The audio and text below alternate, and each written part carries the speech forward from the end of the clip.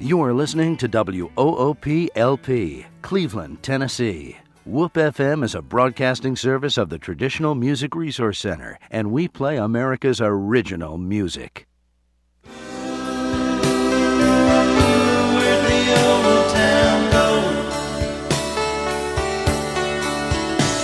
They moved it all north of here in a shopping mall.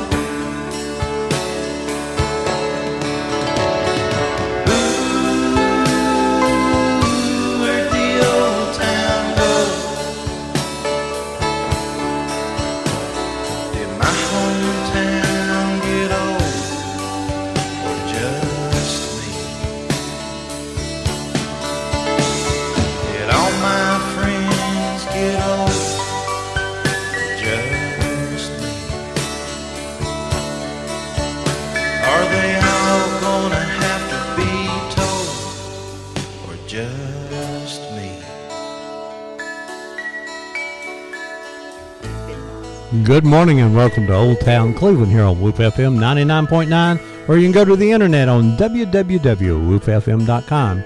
You can call us here at 614-5553. Good morning, Debbie. Tell me what's going on today. Good morning, Ron. I hope everything's working okay this morning. So far. So far, so good.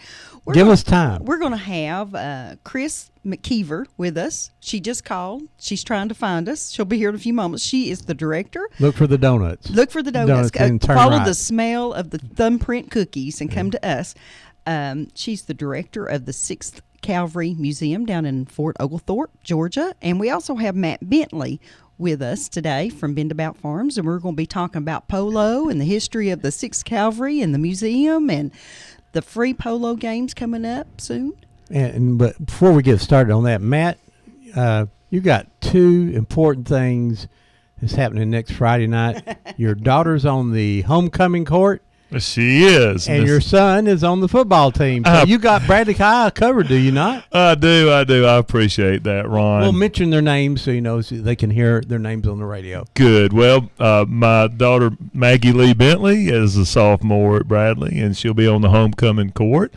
And Tucker, he's been playing a little bit. They've been putting him in. He's just a freshman, but they've been putting him in a little bit for the varsity squad, and it's been a lot of fun watching him and really appreciate Coach Floyd and his team and all those older boys, those juniors and seniors that play for Bradley and the way they've coached Tucker up, and they've been mentors to him. It's been a lot of fun. I'm excited. Tucker's a pretty good-sized kid, isn't he? He's a big old boy. I met him last year, I think, for the first time, and tall and strong. I said, yes, that's a good-looking kid here now. He just left me. He's about a half inch taller than me now, so I'm looking up to him. Yeah, well, he'll still think you can whip him for a long time. Don't let him figure it out that he can't. I keep trying to intimidate him. I don't let him know. Yeah, well, it works for a long time, but then now I quit doing it with my son because I know he can whip me, and I just don't tell him anymore. I hope he's not listening. I'll have to bribe him with sweets. He's still a big sweet hog. Oh, that's good. Well, that's great, Matt. I know that. And it's going to be interesting. We're going to be talking about the 6th Cavalry today, and we'll be talking a little bit about Bendabout Farms and the polo matches coming up. And the uniqueness is that Bendabout and the 6th Cavalry sort of have a tie to each other, do they not? Oh, they certainly do. The 6th Cavalry was formed in the late 1800s during and I'll let Chris tell you a little bit more about them, but the connection is between the owners, the ownership of Bendabout Farm, which is the Johnston family, and their close ties to the 6th Cavalry, and that's how polo became a big deal for the Johnston family and for us here at McDonald and at Bendabout Farm in the Cleveland and Chattanooga area. Mm-hmm. So. Well, this one that you go back and read that. And the 6th Cavalry, I guess, Civil War, maybe she'll tell me here. Michigan. Chris comes running in, and we ask her a question before she gets seated. Did they start in Michigan, or? It may be a little loud. We're adjusting things here. Good morning, how's Chris. Fort Oglethorpe this morning? Hey, Fort Oglethorpe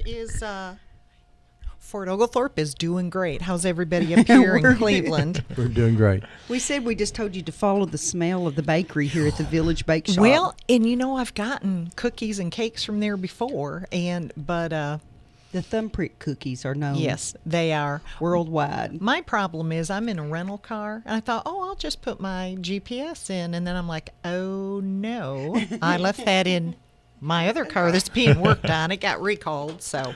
I don't know if Whoop's on GPS yet or not. No. Hey, but I got you 99.9. I got you on driving up. I Oh, was good. listening Well, to you're you. one of the lucky ones if you got us out that far there. That's right. It was probably just past Ooltewah. It picked up pretty good. Yeah, we're a low power station, but we have a pretty good following here, and and today, as you was coming in, we was talking to Matt, so we're going to talk about the 6th Cavalry, and then maybe a little about the polo coming up at Benabout, and then the unique tie between Benabout and the It is the very polo. unique. Right now, the 6th Cavalry started in the Civil War, or before the Civil War. It was mustered up during the Civil War in 1861, and so Now, did it start like in Michigan or? no, actually, it started more in Pennsylvania, New York, Okay. and New Jersey. I knew it was one of those northern Yes, states. it was because it Those was a foreign federal. countries. It was a federal cavalry unit. They Right. started out as the 3rd Cav, and then all of the dragoons were renumbered. So I guess they wanted an orderly flow, and so they became the 6th Cavalry. And the 6th Cav was in the Civil War, and since then they have participated in every war except for Korea, because they were still over in Europe, more like a military police force, rebuilding countries like Bavaria and parts of Germany. And then for Vietnam, they were assigned, instead of going over for Vietnam, because they had trained, had helicopters and were ready to go, the Army decided that they needed to stay at Fort Meade, Maryland, to protect the White House from Vietnam protesters. So they've been in every conflict. So when did they get off the horses and get on the helicopters? When they went in 1942, they went down to Camp Blanding, Florida, and then went up to South Carolina for final preparations to go over for World War II. But the ship that had all of their supplies was sunk, and so they spent 5 to 6 additional months down in training. And so the horses were with them through 1942. 1,200 soldiers and officers left Fort Oglethorpe to prepare for World War II with the 6th Cavalry, and 1,500 horses got sent up to New York. So what did they do at that time in World War II? What was their mission on horses? They had no mission on horses. They had trained all the time. The 6th Cavalry post, the post at Fort Oglethorpe, is right next door to the Chickamauga National Military Park. And the history of your battlefields at that time was they were under the guidance of the Army. Okay. There was not a National I Park didn't know Service. And so when preparing for the Spanish-American War, there were 60,000 soldiers on the Chickamauga National Battlefield Park learning how to be soldiers. And someone in Washington finally said, we can't preserve the Civil War integrity of this national treasure by having 60,000 soldiers out there digging trenches, running into monuments, and living out there. So they acquired 815 acres right next door, and that became the Army post at Fort Oglethorpe. Is that about 1912? That was 1902. 1902. Yep. Okay. For $1 million, they got all the acreage. Wouldn't we love to buy 815 acres Yes. for $32,000 these Especially days? beautiful acres Yeah. like that. So they ended up with the 2 farms, the Cloud and the Greenleaf Farm, 815 acres, and with $1 million more, they built the Cavalry Post and 81 additional buildings. Wow. Some of those I saw the word buildings are Greenleaf. still there, aren't yeah. they? Yes. A lot of the old dorm type buildings. Barnhart Circle has 16 of the officers' homes still with us, the band barrack and the guardhouse. And then on Lafayette Road, as you approach, going into the Chickamauga National Military Park, there's probably 12 to 15 original buildings still there. So when the war ended, small posts like ours, because we were landlocked on 2 sides by the Chickamauga National Park, small posts like Fort Oglethorpe were closed, and everything was sold to private individuals. So people came in and they got those officers' homes, 3 stories above basement. They took care of 2 families, and they ended up buying those from the federal government for $3,000 or $4,000 in 1947, when back in 1902 it cost $10,000 to build them. So people walked away with great deals on everything that And was they have sold. preserved them very nicely too. Some more than others. Yes. We've got some older folks whose houses just used to be the showpiece, and because of their age, they're huge houses. It's hard to keep up with. I used to be a showpiece too, and then I got old. I understand how that goes there. Yeah. A long Very time. interesting. Well, that's great. Now, polo, horses and polo, and then Been About Farm. How does that tie come together there? Well, of course, in 1902, we didn't have mechanized. We didn't have jeeps or trucks or tanks or anything like that. And so the horses were the soldier's best friend. And before the 6 Cav ever got a cup of coffee in the morning, they were out there taking care of their horse.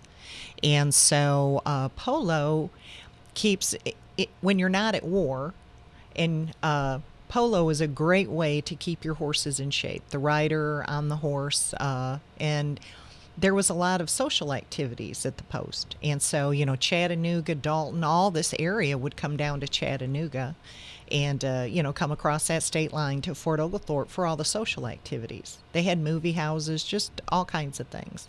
And so polo became a very competitive, colleges. The University of Georgia had a competitive college polo team that came up, and they would do their reserve officer training during, part of the time they were in Fort Oglethorpe, and the other part they're playing polo against the 6 Cav teams. And so the Mr. Johnston at Bendabout decided that, hey, let's take our farm guys down there and learn how to play polo, as it was told to me by, who was the gentleman that had all those great pictures? Probably Bob Easterly. Yes, because he brought us. He came down and let us scan in some of the photos of the very last polo match. I love to listen to him talk about the polo experience for himself. He was just a poor farm boy, and he worked there on the farm through CCC, I believe. He did. And so being associated with the farm, he got to ride the ponies, and he got to learn to play polo, and he had pictures of himself that he very proudly displayed. And I'm sure that when Jack gets Mr. Bob's house remodeled, those pictures will go back up in that house. No. Chris, you may know the gentleman which I'm referring to, Colonel Van Dyke Ox. Yes. Right. Colonel Ox gave Summerfield Sr. his first polo mallet, which Really? inspired him, and he took it, he studied it. Of course, he like you said, Chattanooga was, of course, in the 6th Cavalry. The officers were very well respected in our area, and there was nothing better than having an officer walk in his dress, at a formal event, to woo the ladies and for everybody to appreciate and their service and their uniforms. And Mr. Johnston was very similar. He was a very social person, very involved in the Chattanooga Society, and I think had befriended Colonel Ox, and Colonel Ox gave him the polo mallet, which had initially inspired him to want to learn more about it. And of course, he would be invited to come down and watch your teams play each other, play other teams. Mm-hmm. And eventually he figured, we got all these dang horses. Let's do something with them. And it's true. And Chris is right. It's we today, as we're making horses for polo, we use them for several different things. Out in Wyoming, we have a huge brood operation, and we use our cattle operation there to help train our horses, to condition them, to get them used to all kinds of spooky boogers, things that would cause a horse, because if you're running a horse 35, 40 miles an hour down a field, you're swinging the mallet around his head, he better be used to a lot of distractions. I think what and getting amazes hit me from about time to time. those polo horses is they know what's going on that field. They are active participants. I think you could take the player off their back and they would be where the action is. And I don't know anything about the game or the horses, but I love to watch those horses because they really know what's going on.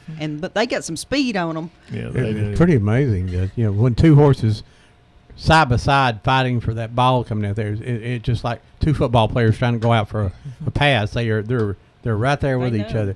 Now, speaking of all this, let's put a plug in here now. Polo is coming to Been About Farms for the next 2 weekends. Is that correct? It is. It is. We are hosting the event both this coming weekend, which is the 13th and the 14th, and then the weekend following, which is the 20th and 21st. And both weekends will have some very athletic players. The first weekend we're playing against Aiken, South Carolina. Some of the familiar faces that our neighbors have been fortunate enough to see play. They're coming up and playing with Jillian Johnston's team, and we'll do kind of a mixed match there with Aiken versus Bend About Farm, and that'll be for Saturday at 10 a.m., and then Sunday at 2 p.m., and those games only last about an hour and a half, so it's something easy to come in and catch your polo and then get home in time for the college football. Or on Sunday afternoon, it's plenty of time to go to church, get a bite to eat, and then head out to the field for the afternoon match. But our featured weekend will be the second weekend, and our second weekend is run just like the first. It's on the 20th and the 21st, and the Saturday morning game will be at 10. The Sunday afternoon game at 2 will benefit the 6th Cavalry, and we've had a tradition of doing this now for the past 7 or 8 years. Yes. And I hope it's worked well for you, Chris. I can tell you that your volunteers and your staff and the things that you have brought to the polo matches has been a wonderful draw for us and for our neighbors, because it gives them a lot of history. It's for Ron and Debbie. I'm sure they'll tell you. Debbie's our local historian, by the way. No. I didn't know if you knew that. But then I need to come up and talk to her about a lot of good stuff. you two could talk for hours, I'm sure. But it's really been it's helped us understand how polo came to this area, and how important the 6th Cavalry has been, not just in polo, but in so many other ways in our society, and in the Chattanooga and the Dalton and the Cleveland areas. So we appreciate your presence, but we'd like to ask everyone to come to all 4 games, both weekends, but especially come to the 6th Cavalry's the benefit match, which is on the 21st, simply because it's free. You come out, it's free parking. The match is free. We give you Coca-Cola products to drink on while you're enjoying the match for free.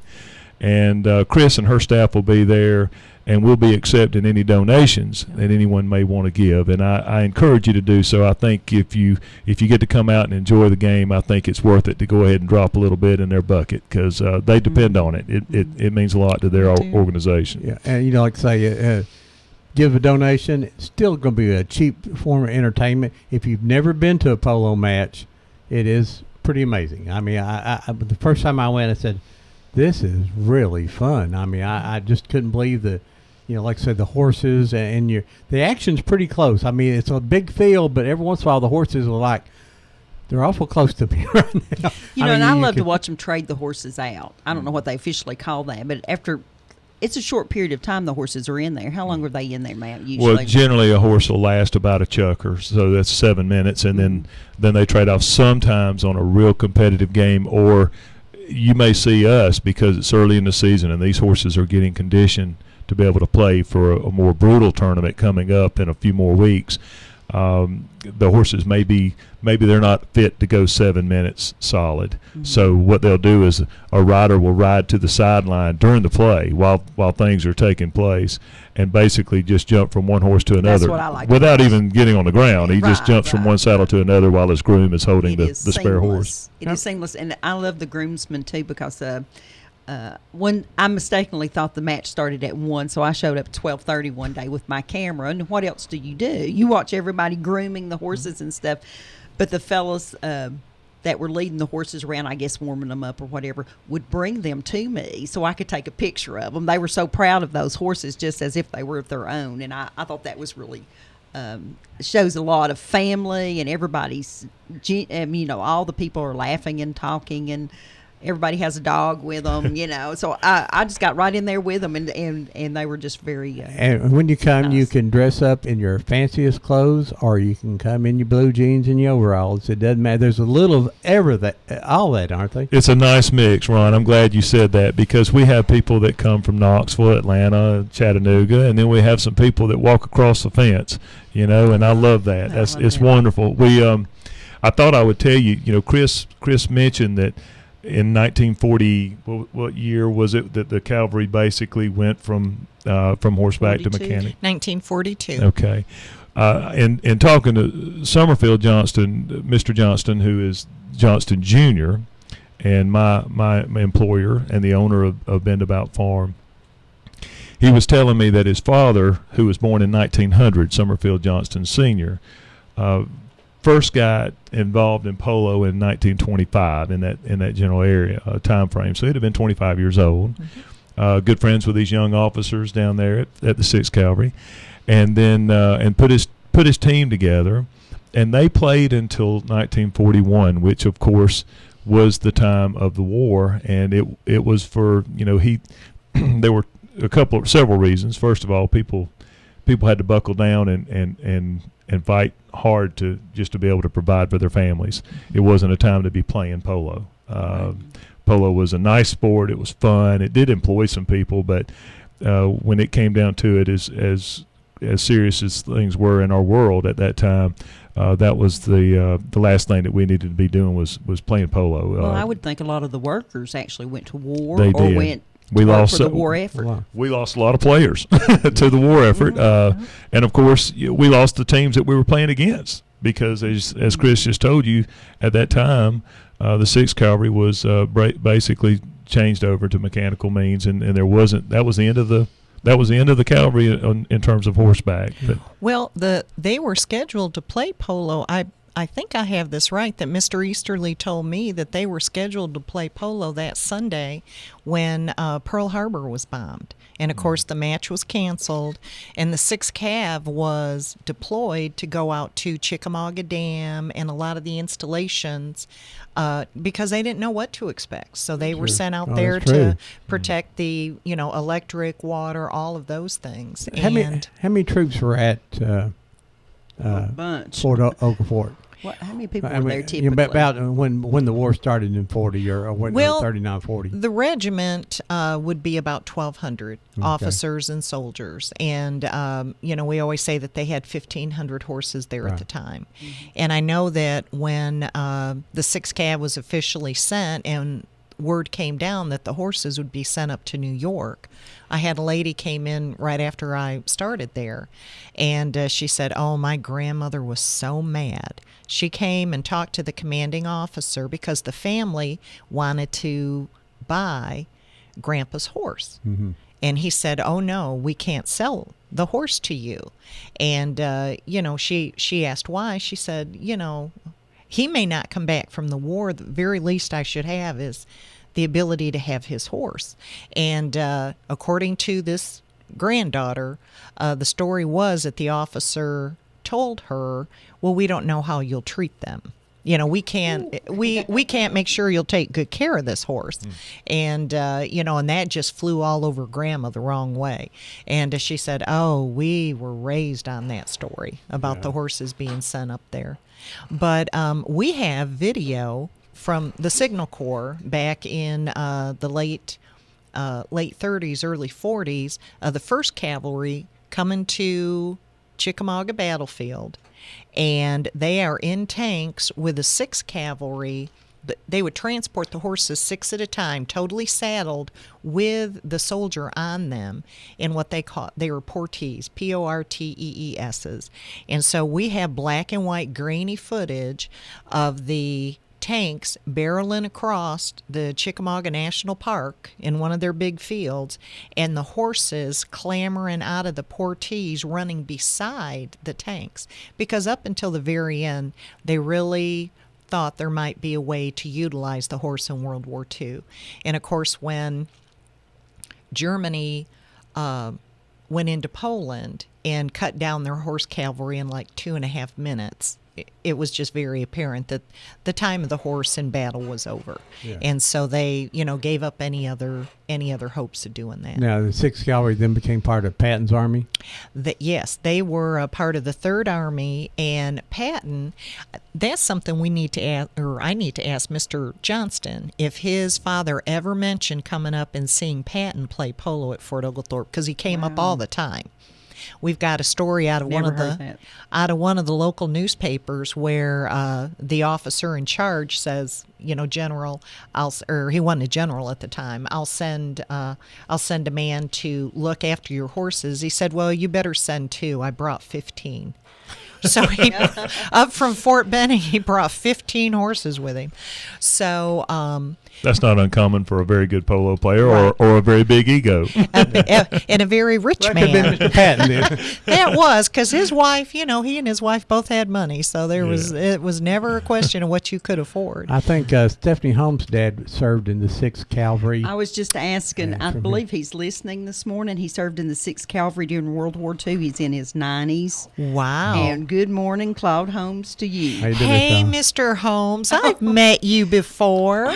He's 93, and they took his horse away and gave him a motorcycle, according to his daughter here on the internet. Hey, go ahead, caller. You're live on Old Town Cleveland. Good morning, Ron, Deb, and to your 2 guests. Hey, Bullet, how you doing? I think they got your phones fixed. It's sounding pretty good this morning. Oh, good. For the last 3 weeks, nothing has worked. Oh, no. It's been bad. I just want to say, Ron, I appreciate seeing you last night, but my question for you is why you sat so high, because I worked up a sweat getting up there talking to you. Well, I just want to see you climb them stairs. That's the only exercise I get. I go up there and eat my hot dogs.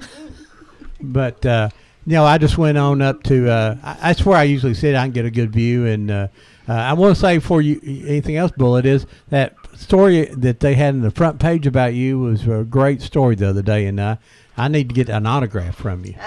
Well, no, now, don't give me the big head now, because I mean, you're gonna give me too much recognition. Now, Ron, I just want to say that you remember you was talking about the polo, Yes. and I'm gonna actually come to it, and I want to challenge Matador to a polo match. No, he used to be a jockey years ago. Yeah, He was actually a jockey.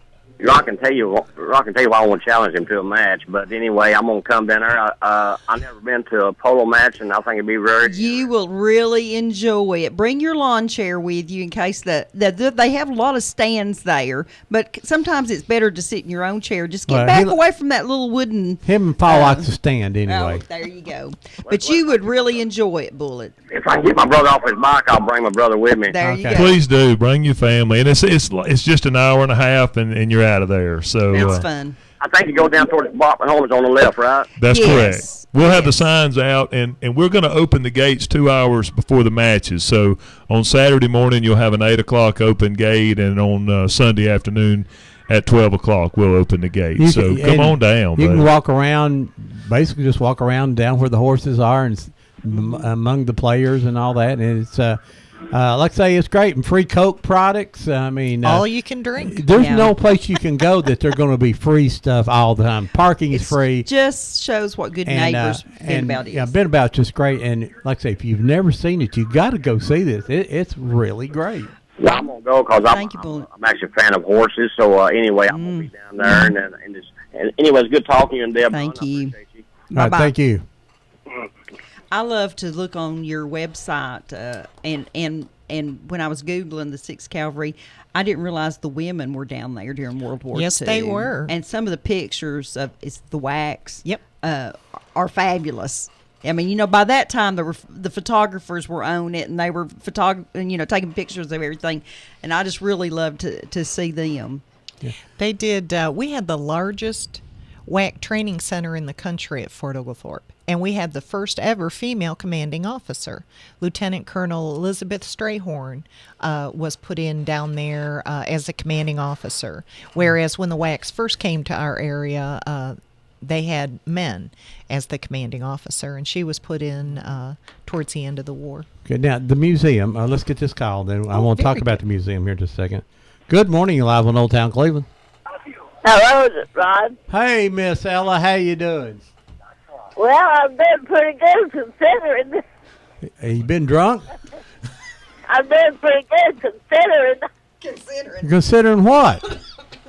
I fell off of my high step yesterday over at the Goodwill because I didn't know it was so high. I thought it, but all I did. You should not be drinking when you go to Goodwill. They frown on that. Yeah, all I did was bruise my rear end and pull one finger out of joint. I didn't break nothing, thank God. Sounds like she's at So- the Gypsy Rose with Where Bob are Cash. you at now? What Goodwill did you fall off the step of? Well, over here on Palmdale Boulevard. You in Cleveland? Are you back in Cleveland? There was a brick post there. Oh, okay. Brick post caught me. Okay. I thought Mark may have tripped you. I don't know if he's up there or not. Miss Ella, is it almost when's your birthday? It's cold. Was it July? It was August August. August. Well, How old are you? 76. 76. How old's your twin sister? 76. Oh, okay. I just want to check on that. All right, Miss Ella, we got to run here. Thank you, dear. Bye-bye. Bye-bye. I still like that. One year she told me, she called in one morning and said, it's my birthday. And Ron says, how old are you, Miss Ellen? She says, well, a lady doesn't tell her age. And I said, well, how old's your twin sister? And she said, 72.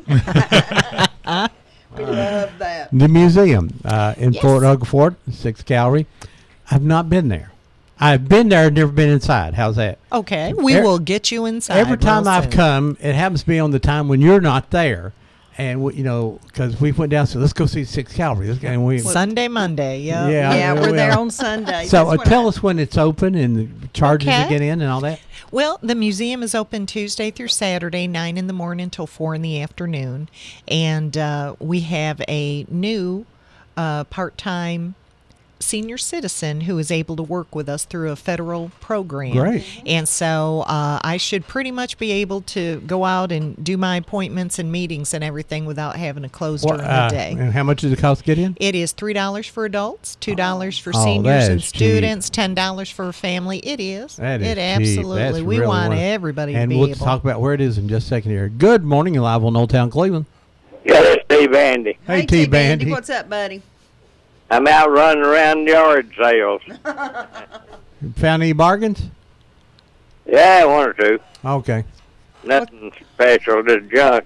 Just junk. I'm trying to find something to make bird houses out of.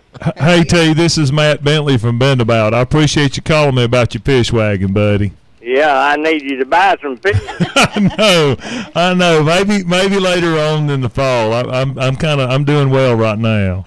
Are you? Yes, sir. Well, that's good. I hadn't seen you in a while. I didn't know. Now, I got a fish truck coming 27. Okay. On Saturday the 27th. Saturday the 27th. And if they want to order fish, where do they call? Southeastern Co-op. There you go. All right. They Co-op to me.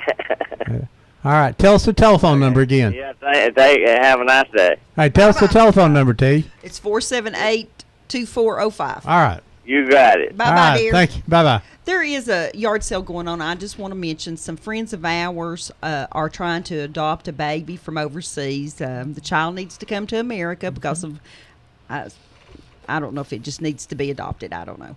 But they're up on Norman Chapel Road today, and they're having a big community yard sale because that costs thousands of dollars to adopt a baby, even when you get approved and everything to get the baby here. And so if you'll... it's the Strong family trying to adopt a little girl. Help them out. Former teacher at Black Fox. Farmer Market's up on Peerless Road. Don't forget to go by there. It's getting towards the end of the fall. And then usually at Tractor Supply, they're over there. And if you want fresh milk, you can go up there and get it. JR's they don't milk it right there at the farmer's market, but they did up on the farm just a few minutes before they got there. How's that? So if you want fresh milk and butter, they have it up there. Let's say hello this morning to Miss Bernice and her Korean veteran husband. We miss them calling us every Saturday morning, and we know they listen, and they've been a little under the weather, and so good morning to you guys.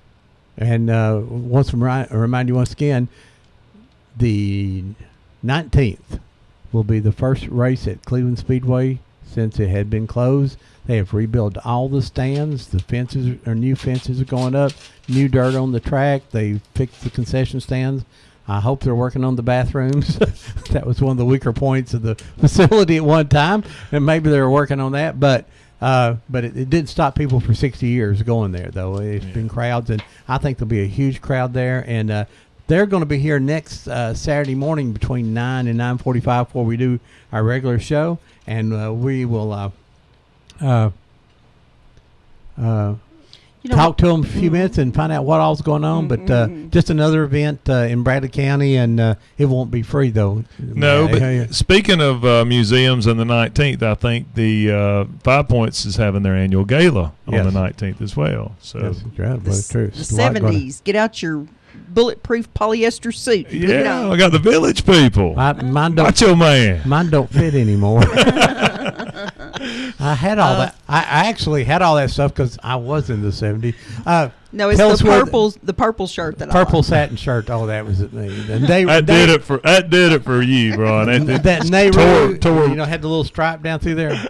Oh, it was great. And with his music playing Beetle out boots. There. Oh, wow, with white let's pants. see, Matt. You were still in grade school. I was barely in high school, so I don't know what they're talking about. Well, I'll tell you this, Chris. When I was 13, my mother took me to disco lessons, and I cannot believe I would share this, but they teamed me up with this 18-year-old blonde with fingernails about 6 inches long, and I learned several different moves, but I learned confidence with an intimidating lady. That's what I learned. Well, now because if you can pull that off, after everything else is downhill. The camera's on now. We're going out. Isn't that why? I've got some disco music in here if you'd like to. Let's not go there. No, I think we can get him Ron, on Doc's show. Your kids are going to beat you to death with this revelation. What were you thinking? You never confessed publicly. We're bringing them back. It's the Village people. It's great. Tell us where the museum is located. I mean, I know where it is, but tell the people. We are 1 block north of the Chickamauga National Military Park. So if you're coming on Interstate 75 down through Chattanooga, you get off at exit 350 at the Kmart, go left, and you'll see our flashing traffic light. We have signs along Lafayette Road that tell you where to turn. We're actually located on the cavalry post that was there when the Army post was there. So we have 16 of the original officers' homes around the circle. The band barrack and the guardhouse are still with us. Right. Ron and I were down in that area probably a month ago. We went down to the Lee Gordon Mill. Yes. And they've closed it now. The kayak company was in there trying to keep it open, but I think they've moved out. I don't know. Is someone else keeping the doors open? No, the city would love to have someone come in that's able to make a go of it and have it open on regular. But they do. They still do weddings there and special events, and so they used to do a big antique tractor show down there. But like so many other we were there cities, the last day that they were open. We just happened to go down. The rafting company's still there, but they're like in the building right there next to it. I believe. They are.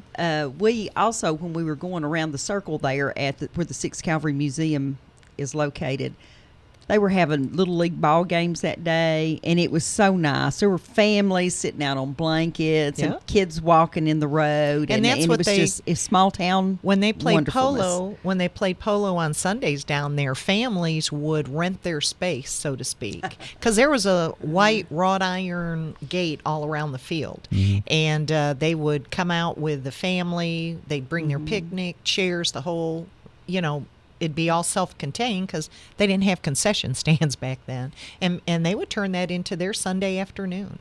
And so they would watch polo and, between the other the polo teams that came up from the other Army posts and cavalry posts around the area, it was just a very, very happening post. Well, and the same thing happens up here at Benepout. There's people who got blankets spread out down there, and they got their picnic baskets and their family sitting around, and it's just unbelievable.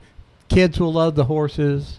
If you're a sports fan, you'll just love a new, different sport that you've never seen before. And tell us how big the field is. It's a little bit bigger than a football field. Yeah, much bigger. It's about 150 yards wide and about 350 yards long. So it's built to play, for a horse to be able to turn and actually change directions with the ball while it's been hit in the air. So that ball's going to cover a lot of ground, and a horse has got to, be able to make a swing if a player's changing direction. So how long will it take a horse to go from one end to the other? Oh, I don't know, Debbie. It's not long. It's not probably long. 4 or 5 seconds, and he's there. I mean, but they're running hard. These are thoroughbreds. They're in great shape. The grooms you spoke of, they spend quite a bit of time. Each groom has been given anywhere from 10 to 12 horses. That's his or her responsibility.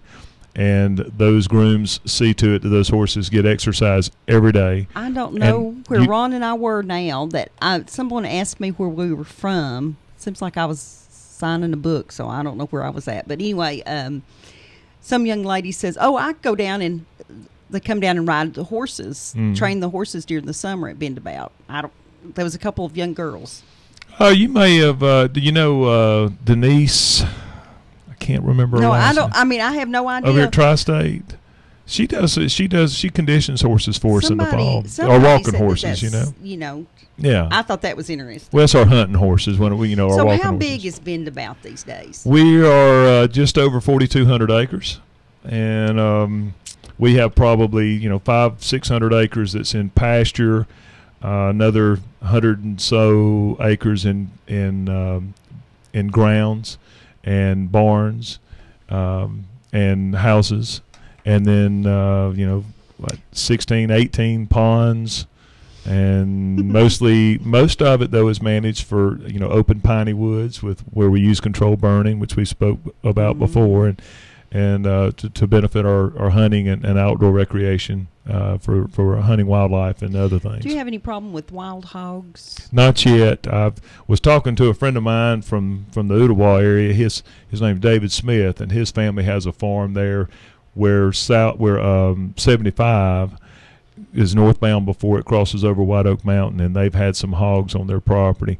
They're not so sure that people haven't turned some hogs on their property and then come back about a year or two later and say, "I hear you got a hog problem. Can I come help you out?" Yeah. Well, I tell you, there's some groundhog problems going on at my house. Oh yeah. We finally had to turn to professional. We've got 3 groundhogs now. We've got 3 skunks and 1 possum. The groundhog digs holes, and then other things tries to go in the holes. Well, and since they've started this construction over on Exit 20, it looks like the scene out of Bambi where all the animals are running. They're coming to my house. I'm sure. We've had coyotes and fox. We have a big cat at our house. It does relocate bigger than animals, a house cat, but it's not like a. No, it's a bobcat. Yeah. Mm-hmm. So. Yeah. I thought, what is that looking at me? And just the history of Bendabout is another show we can talk about. Yeah, the Indian background. It's but we can start. I'd like to go back to where the Johnstons kind of went from Summerfield Senior to our current polo, because it was kind of an interesting turn of events. We lost. We basically shut down our polo program the same time that the 6th Cavalry did, of course, and then it was started up again by Summerfield Jr., which is my employer and the owner of the farm now, in 1955. And so basically starting from scratch. Basically, yes, because and something that Chris and she, I don't know if she's as familiar with this part, but back in the early days, but in the 1925 to the 1941 or 42 era, there was quite a bit of breeding on Bendabout for the 6th Cavalry. I think we would the 6th Cavalry would send us their stud, and we would breed some of our mares and replenish some of the 6th Cavalry horses with horses from our farm. And I think the 6th Cavalry did that at other farms as well. But it was a great relationship, Yep. But you lose that, Debbie. Yes, when polo was shut down, I'm certain that the horses that the Johnstons used to play polo with were conditioned to play polo, but they did so many other things with them as well. They fox hunted, they ran cattle, they just pleasure rode, and that that's a whole different generation of horses between 1941 and 1955. So you're basically talking about starting over with your polo program. You are. But I would like to mention just a few names Go ahead. from our area that played in the first section in that 1925 to 1941, which would be Summerfield seniors, co-players, and players that would have played against the 6th Cavalry. They would include names like Don Carr. I do know a Donnie Carr in the McDonald area. I think that would have been his father or some Is that close with relation. a K or a C? C. Mm-hmm. I think they were related to the Johnston family in Okay. in some way. Okay. And then I know really useless stuff, Chris. that's great information. But it's not useless. No. Because it's just amazing who's related or who knows I where this believe one of the person is. Johnson women married into the Carr family, and they're buried up on almost to Paul Huff Parkway, up on the side of one of those little hills that I'm afraid the widening of the road's going to Mhm. disturb her. Well, I've been here. Sorry. I've been here for a little over 20 years, Debbie. So I'm not from here, but I swear, if you would have, gone back to maybe the 60s or 70s, everyone in Cleveland was related That's in some right. way. A lot of outsiders have come in since then. But Bert West, I don't know if y'all know Bert West. Bert's sister still works at the farm. She's actually not even working anymore. She was she nannied and cooked and cleaned for years. That's Miss Dora. Oh, okay. Yeah, and I'd like to and- record Miss Dora. Oh, you need to. But Dora is now, of course, she's grandmother, and I have to make this announcement.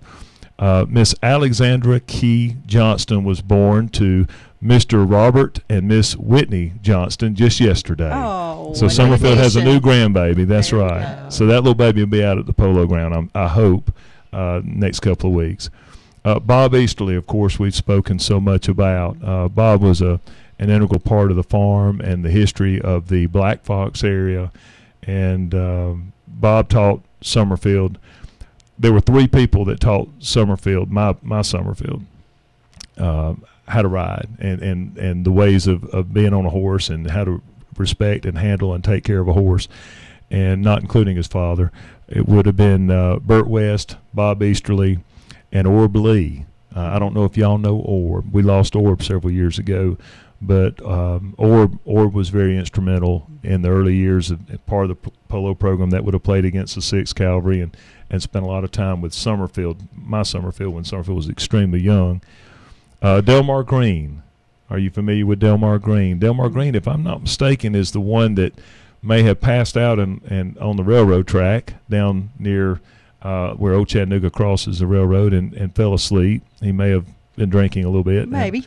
lost his arm to a train, but survived it.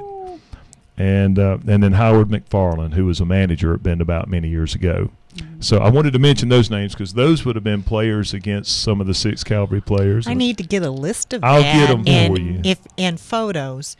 We always one of the things, because we're Movies. to have the photos and to identify them. We have thousands of photos upstairs in I call it my room of shame, because I close the doors and just try not to ever have to go back there because it's so overwhelming, everything we have, and nothing's identified. Yes. And that that is just so rough. You want to have things out on display and do new display boards and say that this is, First Lieutenant so-and-so. And so especially identified photos. And that's what Mr. Easterly did. When he came and had those photos for us, I was like, sit here, please, and make sure I've spelled everyone's name right. Because we did. We took those photos and turned them into display panels. When you come in the museum, we have a long hallway, and we have our timeline, and at the end of the timeline is, a big photo display panel. And Mr. Easterly, Mr. Johnston Sr. is on there, and, those are the stories. You tell them quick, people see the picture, they read the story, and it's amazing what they remember. Because I'll be out there. I usually stay in the parking lot during the polo match, talking to everybody and answering questions. And I always have people that walk through and say, "Oh, I visited your museum, and those polo pictures with Mr. Johnston and Bob. That was, it was great to see them in your museum." It So is great.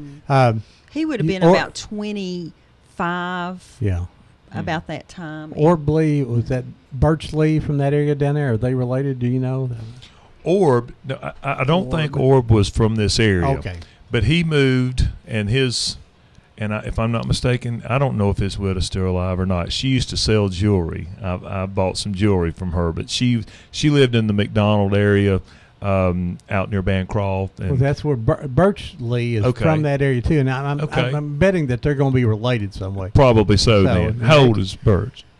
Well, Birch's daughter is my age now, so Birch may Okay. be dead now. I don't know, but Yeah. but yeah, Nancy is my age, the same Okay. age. So we went to Black Fox together down Okay. there. So maybe in the same family, maybe to get some history from out of them too. Maybe so.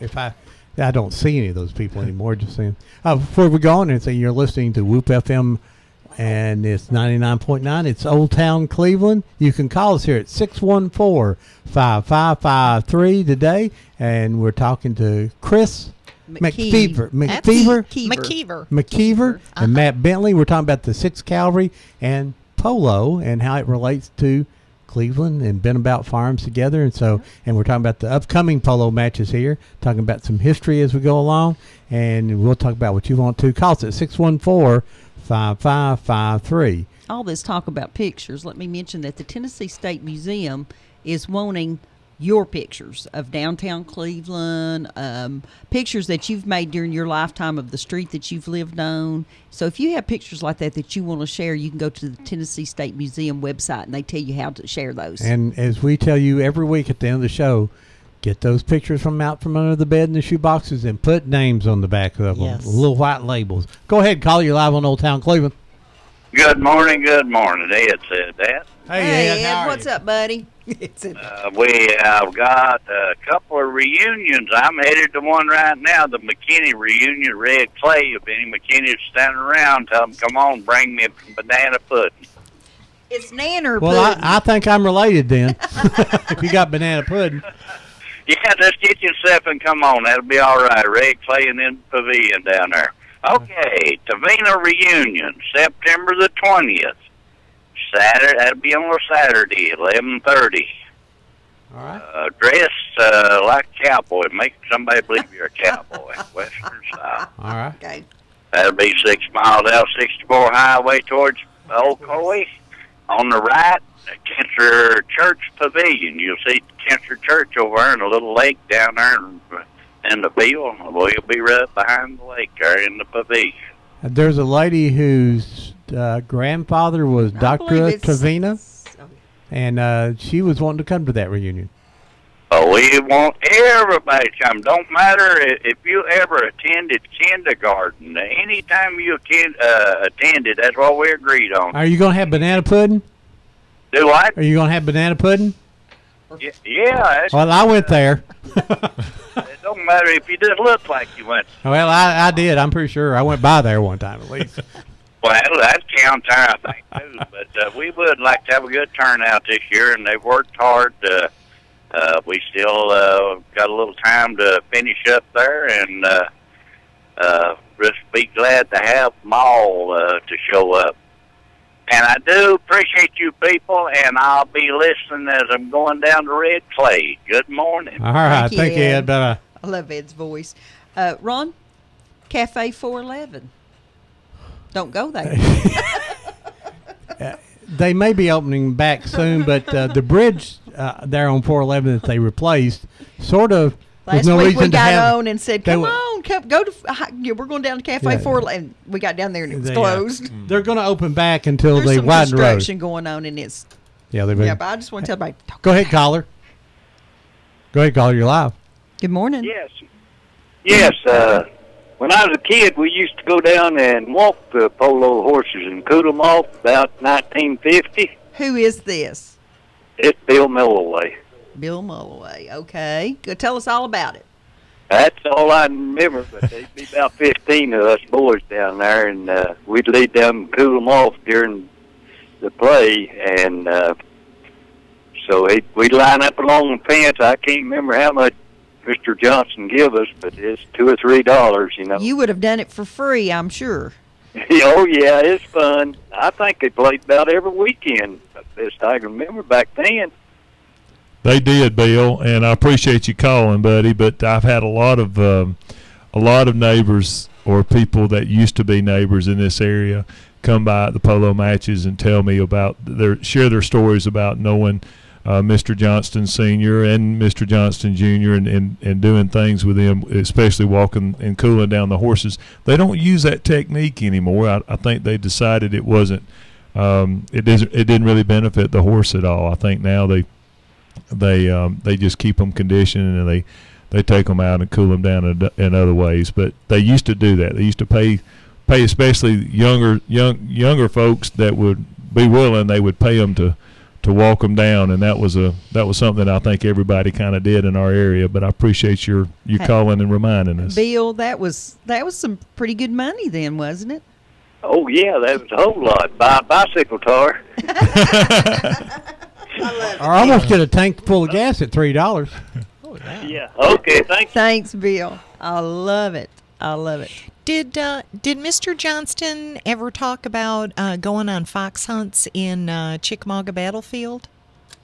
Well, it's funny you ask, because we were talking earlier about the society. There were more polo programs than just Bend About and the 6th Cavalry. From what I understand, Warner Park, there were National Guard units around that also had some polo teams. I don't know that they had a cavalry, but they had a polo team. Okay. So they played along with them, and the whole operation was called the Dogwood Hunt and Polo Club. And so this was something that Summerfield Sr., being a very social person in the Chattanooga area, had kind of put some friends together to do. And so he organized these different clubs so they would play together more often, or they would go hunting. And I don't know if I'm sure with his connections and his relationship with the 6th Cavalry, I'm sure that y'all planned they went with you. Go ahead, caller. You're live on Old Town Cleveland. Good morning. Good morning. This is Billy Pierce. In the 1950s, I went down to the Johnson farm and cooled the horses off after the polo game. Uh-huh. I had two uncles that played polo in the 1950s for Johnsons down there. Who were they, Billy? They were Kenneth Dalton and Glenn Dalton. They're both still living.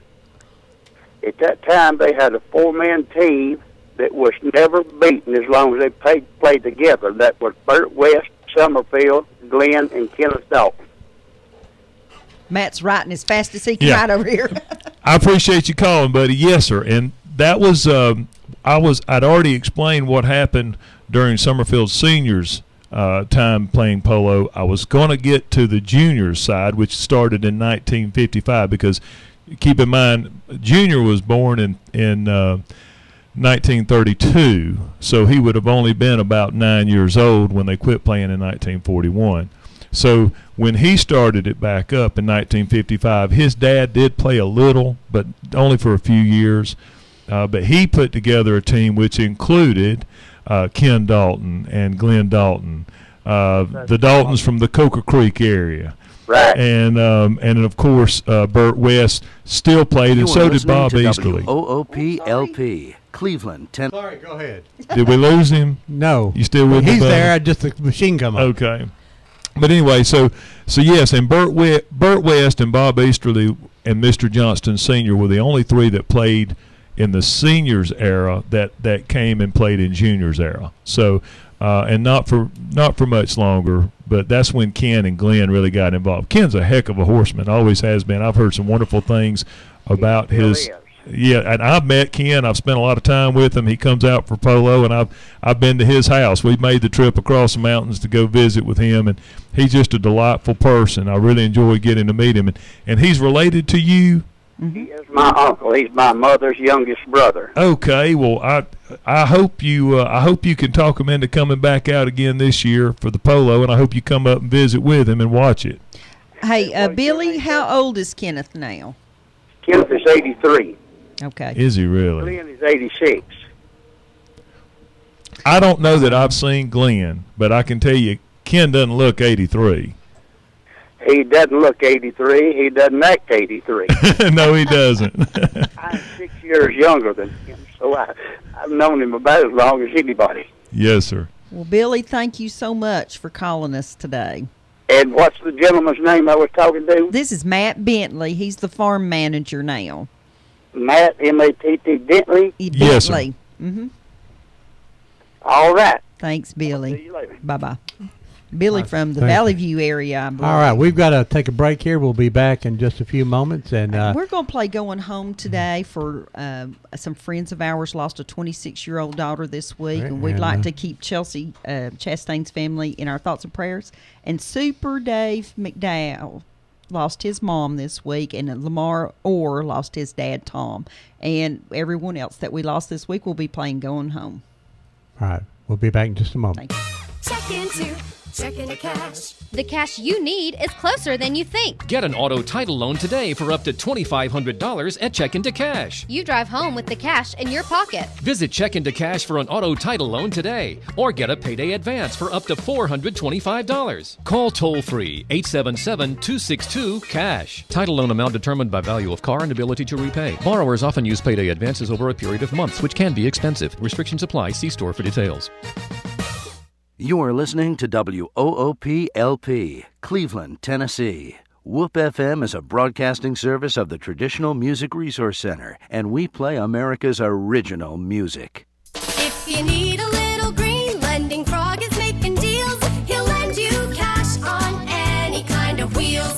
Borrow just a little, or you can borrow big. Lending Frog is a new financial gig. It's hip to hop into cash. LendingFrog.com is making a splash. Dig it, dig it.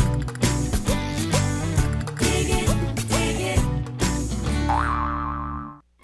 Wheeler Technologies has moved. Visit them at their new location at 490 Grove Avenue Southwest next to Bradley Rentals. Same great folks, same great service with a better location to serve you. Call Wheeler Technologies for voice, data, and security needs at 664-TECH. That's 664-8324. And remember, depend on Wheeler Technologies for the current time and temperature every day at 476-1111. Tennessee Alarm Contractor C1750. Hello, my name is Andy Figglestaller with Ed Jacobs & Associates. We are an employee benefit and insurance broker in business for the past 20 years. The new healthcare law, also known as Obamacare, has finally arrived. The law is complex and the choices are confusing. You have questions, we have the answers. It is our passion to find cost-effective solutions for every client. The solutions will be different for every person or business. Let our knowledge, experience, and passion go to work for you. Contact us today and let us assist you through this process. Our phone number is 423-473-0202, or you can find us on the web at edjacobs.com.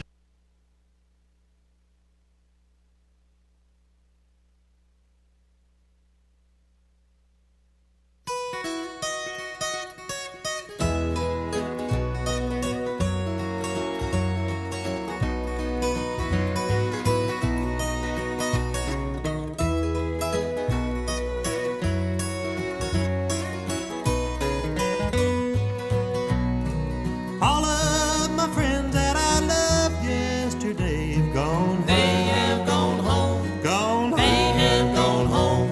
The songbirds are singing, the dells seem to say have gone. They have gone home. Gone. They have gone home.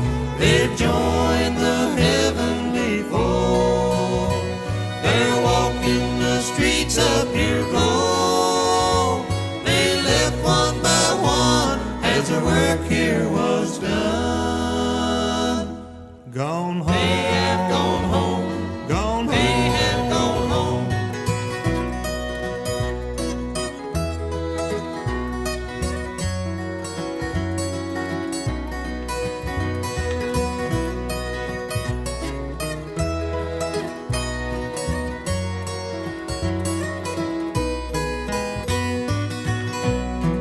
Life here is lonely since they've gone before. Gone. They have gone home. Gone. They have gone home.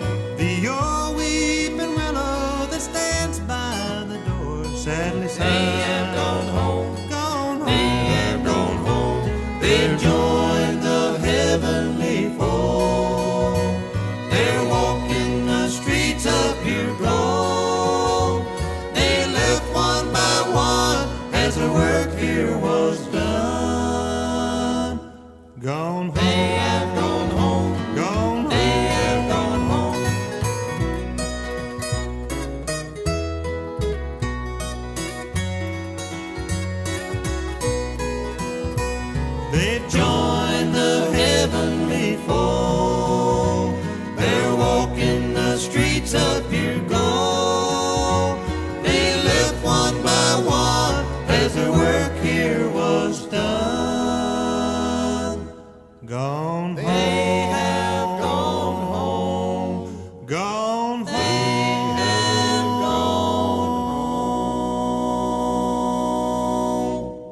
And you're back here on Old Town Cleveland on Whoop FM 99.9, or you can go to the internet at www.whoopfm.com, or you can call us here at 614-5553. We're talking about the 6th Cavalry and Been About Farms and Polo and all that combination. And we got Chris McKeever. McKeever, you got I it. got it. And Matt Bentley here. I can almost say that one. I've known him longer, so I've practiced it a lot more. So That's and okay. that song is "Gone Home" that we play every week at our break there to say sorry for all those people who've gone home in the history. Yeah, every day when we lose someone, our history dies. My microphone's not going. It's going to die. before the Okay, day's that's all over. right. But so if you'd like to call us here and you have any questions about the 6th Cavalry, the museum there, the history of the 6th Cavalry, the polo matches, or Been About Farms, we got the people that can tell us here today. And so please give us a call. And don't forget the Cleveland Speedway starts back on 19 at, I guess, 6 o'clock. It's Well, on. the good thing It's a about Friday that night now. is- Races will be on Friday nights now on there, and Matt and I are going to have trouble going to a racetrack because we'll be watching football during Yeah. football We are. season. And a couple of things I'm going to say is, if you'd like to see, just to get a general idea of what polo may look like, I put together a little slideshow last year, and I put the link on Old Town Cleveland's Facebook. If you'd like to see, it's got some music tracks and it shows pictures of the horses and the crowds and the people. It's about a 7-minute little clip, and you can find the link on Old Town Cleveland. I put it on there this morning, so go click on that and just see if you'll be interested in that. Another thing that Hardwick Clothes, has a new owner, and they've got a new approach now. If you go to hardwickclothes.com, they have a history little mini documentary there about the development of Hardwick Clothes from 134 years ago, and it's I a put pretty 134 years of history in 7 minutes. it's a pretty interesting little clip about what Please happened long. to what's happening today. And C.L. Hardwick was an amazing person, like Mr. Johnston, and the things they've done in this area. At one time, Hardwick Clothes, or it was Cleveland Woolen Mills at that time, was the largest manufacturing of men's clothing in the world here in Cleveland, it was for Tennessee. a great long number of decades. So isn't that amazing right here in Yeah. Cleveland, Tennessee? And just when you read that and see that, it's amazing. So And we still don't know. I think the thing that I learned that I didn't know is that, they do the Marine Corps dress blues and stuff over there. I mean, there's some important stuff. Well, made. I was going to ask if they were in business in 1904. Yes. Surely 1880. surely during the war effort, they were producing wool for the They They did did. blankets. the federal They government. did blankets and Yep. uniforms and. At World War I and World War II, they did uniforms and the woolen blankets. Excellent. And I was kind of disappointed because the wool blankets all had paper tags on them, which means I couldn't find one that really said Hardwick's on it. They made the Green Masters jackets for several years.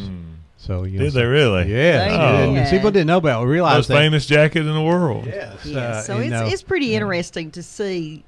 And it started here because C.L. Hardwick lived here. He was going to put his business where. And they built it and it burned down. They built it and it burned down. And they built it and it burned down. They just kept coming back no matter what. But finally, they got a building there. I tell you, I'm very grateful, for Alan Jones and taking on this and trying to revive this. Well, we can hope that it'll continue Yeah. business because it employs a lot of good people. It does. Made in the USA is the important thing we remember there. Go ahead, call. You're live on Old Town Cleveland. Hey, Ron, Dad, this is Gary Austin. I was going Hey, Gary. to see if your guest had ever heard of a name my dad used to use to shoe his horses, and he would talk about shoeing for the cavalry. His name was Hayes Cole. Oh, yeah. Oh, yeah. Oh, yeah. I love the stories about Hayes. I know that his daughter, Miss Betty, works down at Black Fox, and there's a lot of people out of that family that are still around. Matter of fact, his son lives in his old place over on Harrison Pike. Great. I was listening to your show. I appreciate your show. I listen to it every Saturday, and Thank you, Gary. and I'll be there to watch the polo matches as well. Well, Hey. good. Bring the family out. I sure will. All right, thank you very much. Thanks, Gary. Bye bye. Gary mentioned Mr. Coe. That is a name that Summerfield Jr. Mentions quite often.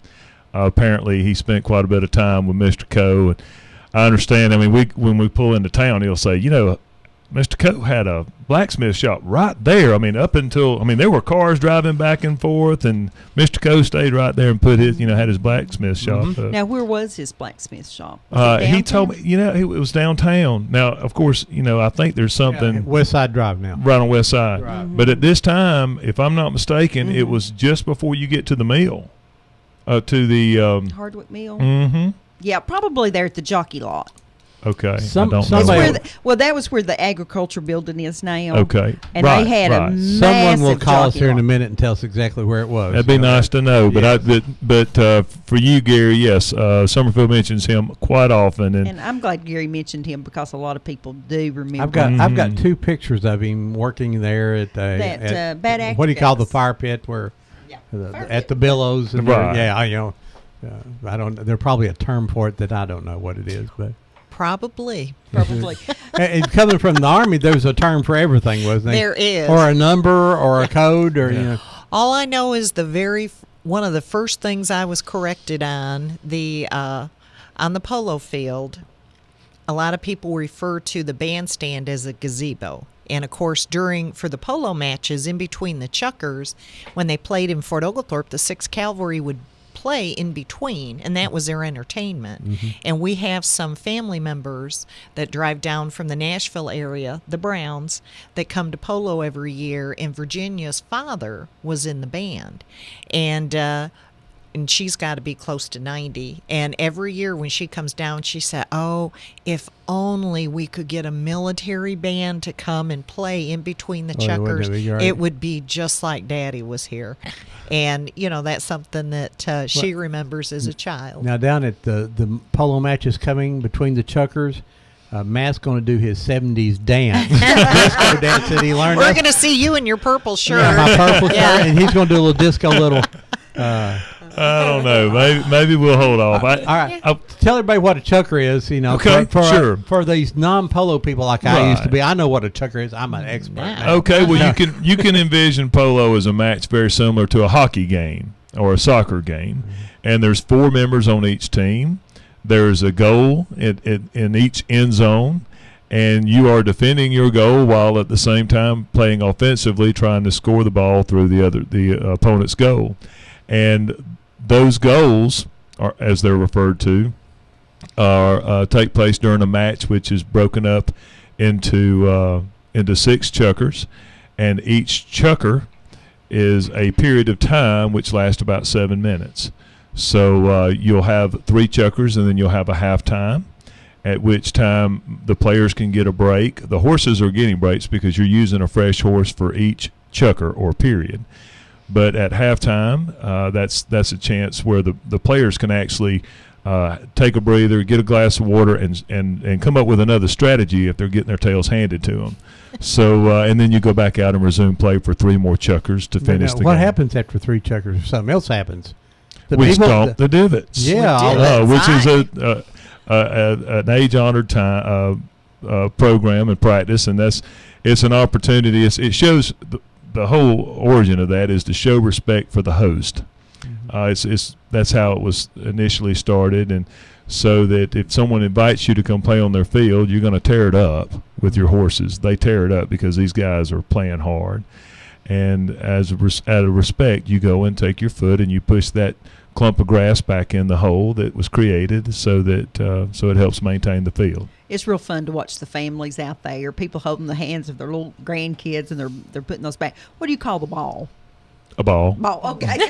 What is that made out of? Of course, that's the first thing I had used to be horsehair. Oh, seriously? It used to be they would just wrap horsehair as tight as they could, and it had a leather cover.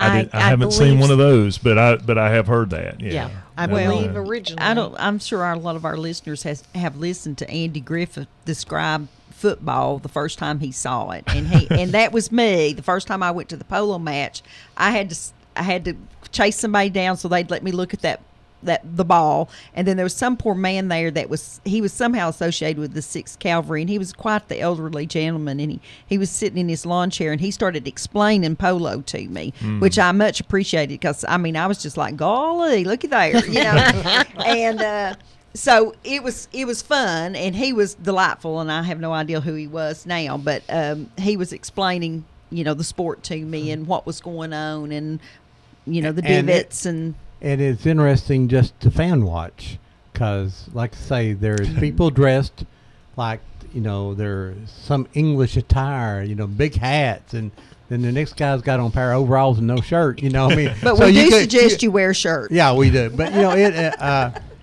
but it just unbelievable, and the kids are just.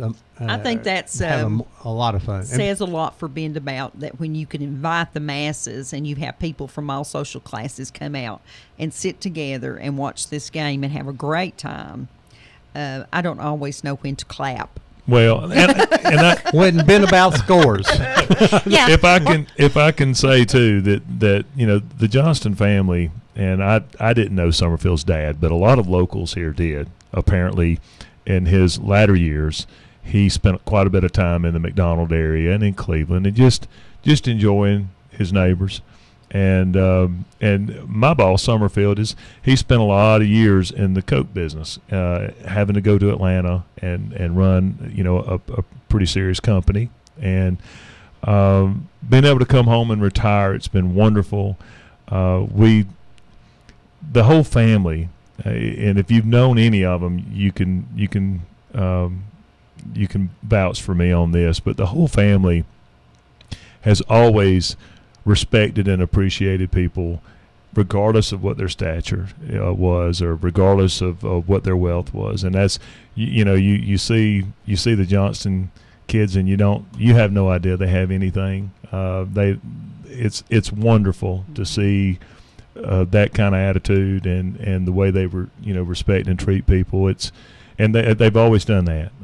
I've heard stories of Summerfield Senior, in Christmas, loading up the carriage full of fruit baskets and visiting with the neighbors and taking them a fruit basket on Christmas, back when that was everything. That was Christmas. Mm-hmm. Matt, the farm itself is part of it's the Tucker farm, and part of it's the Johnson farm. Is that correct? Right. And over the time, Summerfield Junior's tried to purchase back parts of the old farm and has done a remarkable job. Right. Well, in 1900, the Tuckers and the Johnstons merged through marriage, with the Johnston being the male. Mm-hmm. And so it all became the Johnston farm at that point.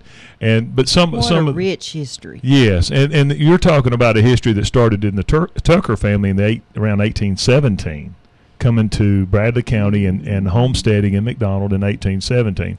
Now, this wasn't granted property. This was living with the Indians. Yes. This was these folks were allowed to live with the Indians. This was Indian territory, and they let them, basically, as long as they got along, and the Indians saw to it. I really think that you have at least one pre-removal building still on your property. We do. Now, in the evaluation of that property, I see where they got paid for a meal. Have you ever seen foundations for a meal there at Candy's Creek at the Widow Tucker's house? On Candy's for a meal? Or is that the creek that's there, Candy's Creek? We have Candy's that runs through the main part of the farm. Well, I don't know which creek it is. It would be the one at the Tucker farm. I've not seen one on Candy's.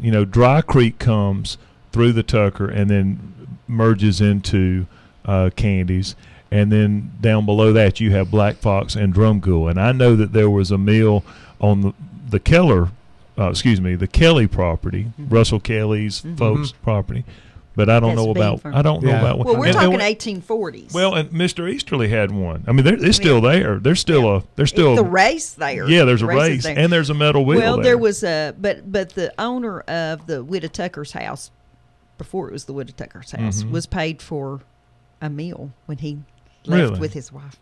I know lots of stuff. That's good stuff. That's good stuff. But well, he was paid for a spa too, which is the well, they didn't call it a spa, but that's the water down there that was at the base of the hill of the Tucker Hotel. Oh, okay.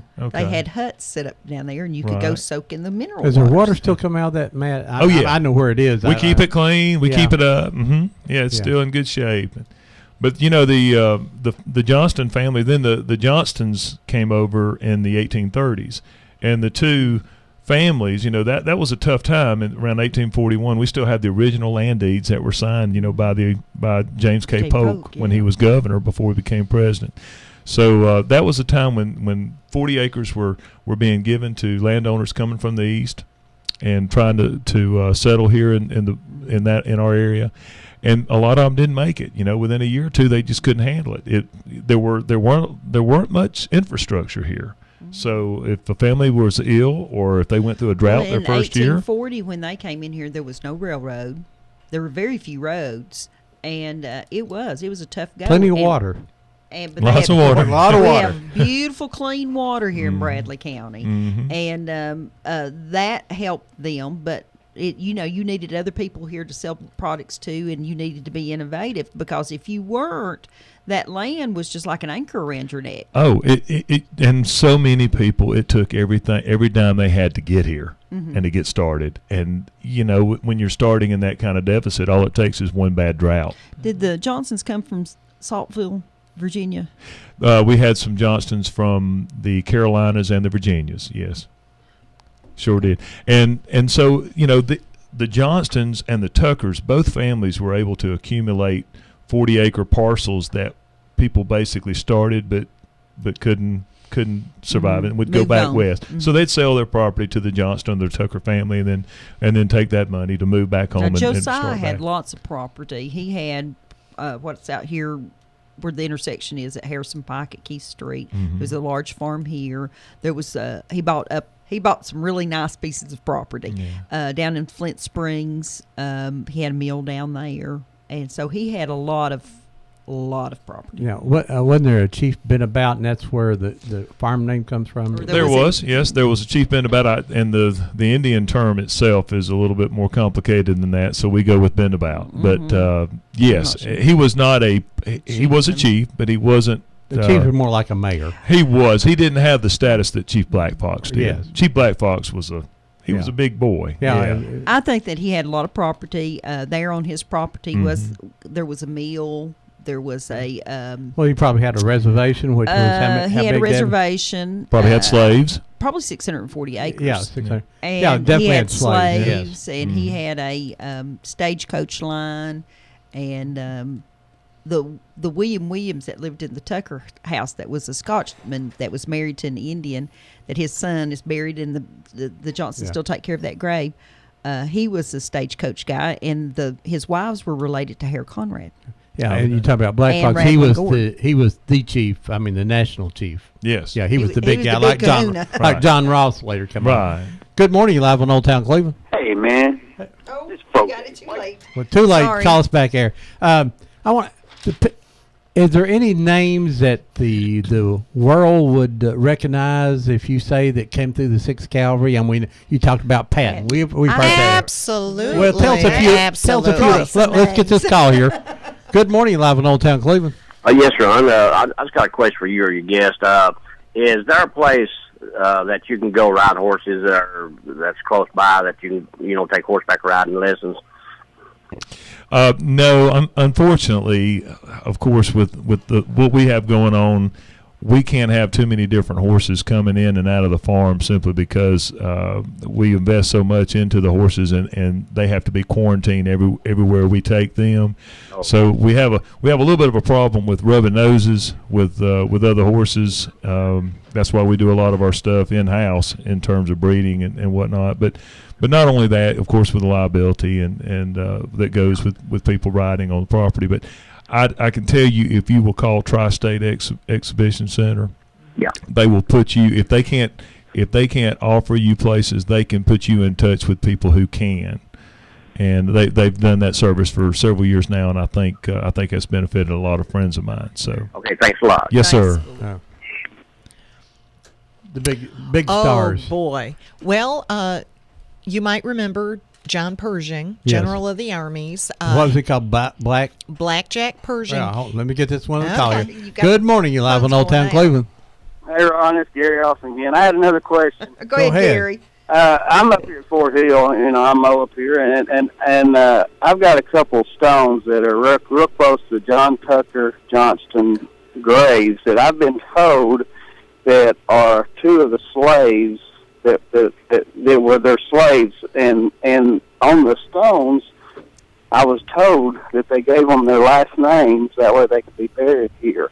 One of them was named it says Larkin Tucker, and the other one is Alexander Johnston. And both of them on the stones have the year they were born, the year they died, and it says colored on it. And they're buried right across the street there from the Johnston family. Yes, I would yes, say yes. that those were really, like you say, they were either workers or someone really close to that family, and they've been there for a long time. I've heard that too, Gary. Yes, and I don't know which Johnstons those two grave sites are with, but I can tell you that I've heard the same stories, that they were given the names so that they could be buried with them because they were so close. Because these were probably intimate members of the family in terms of taking care of their children and spending so much time with the family, and eating together and doing the things that they did. I kind of think too that this was at the point that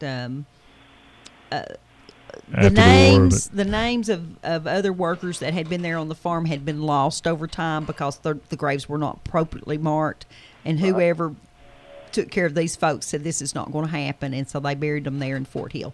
But yes, the two names on the large Johnston stone is John Tucker Johnston and then Mary Tipton Johnston. Oh, very nice, very nice. Yeah. Okay, thank you, dear. That's the original. Bye-bye. Yeah. Very interesting. Yeah. All right, so famous 6 cavalrymen. Well, John Pershing, his very first appointment out of West Point was with the 6th Cavalry.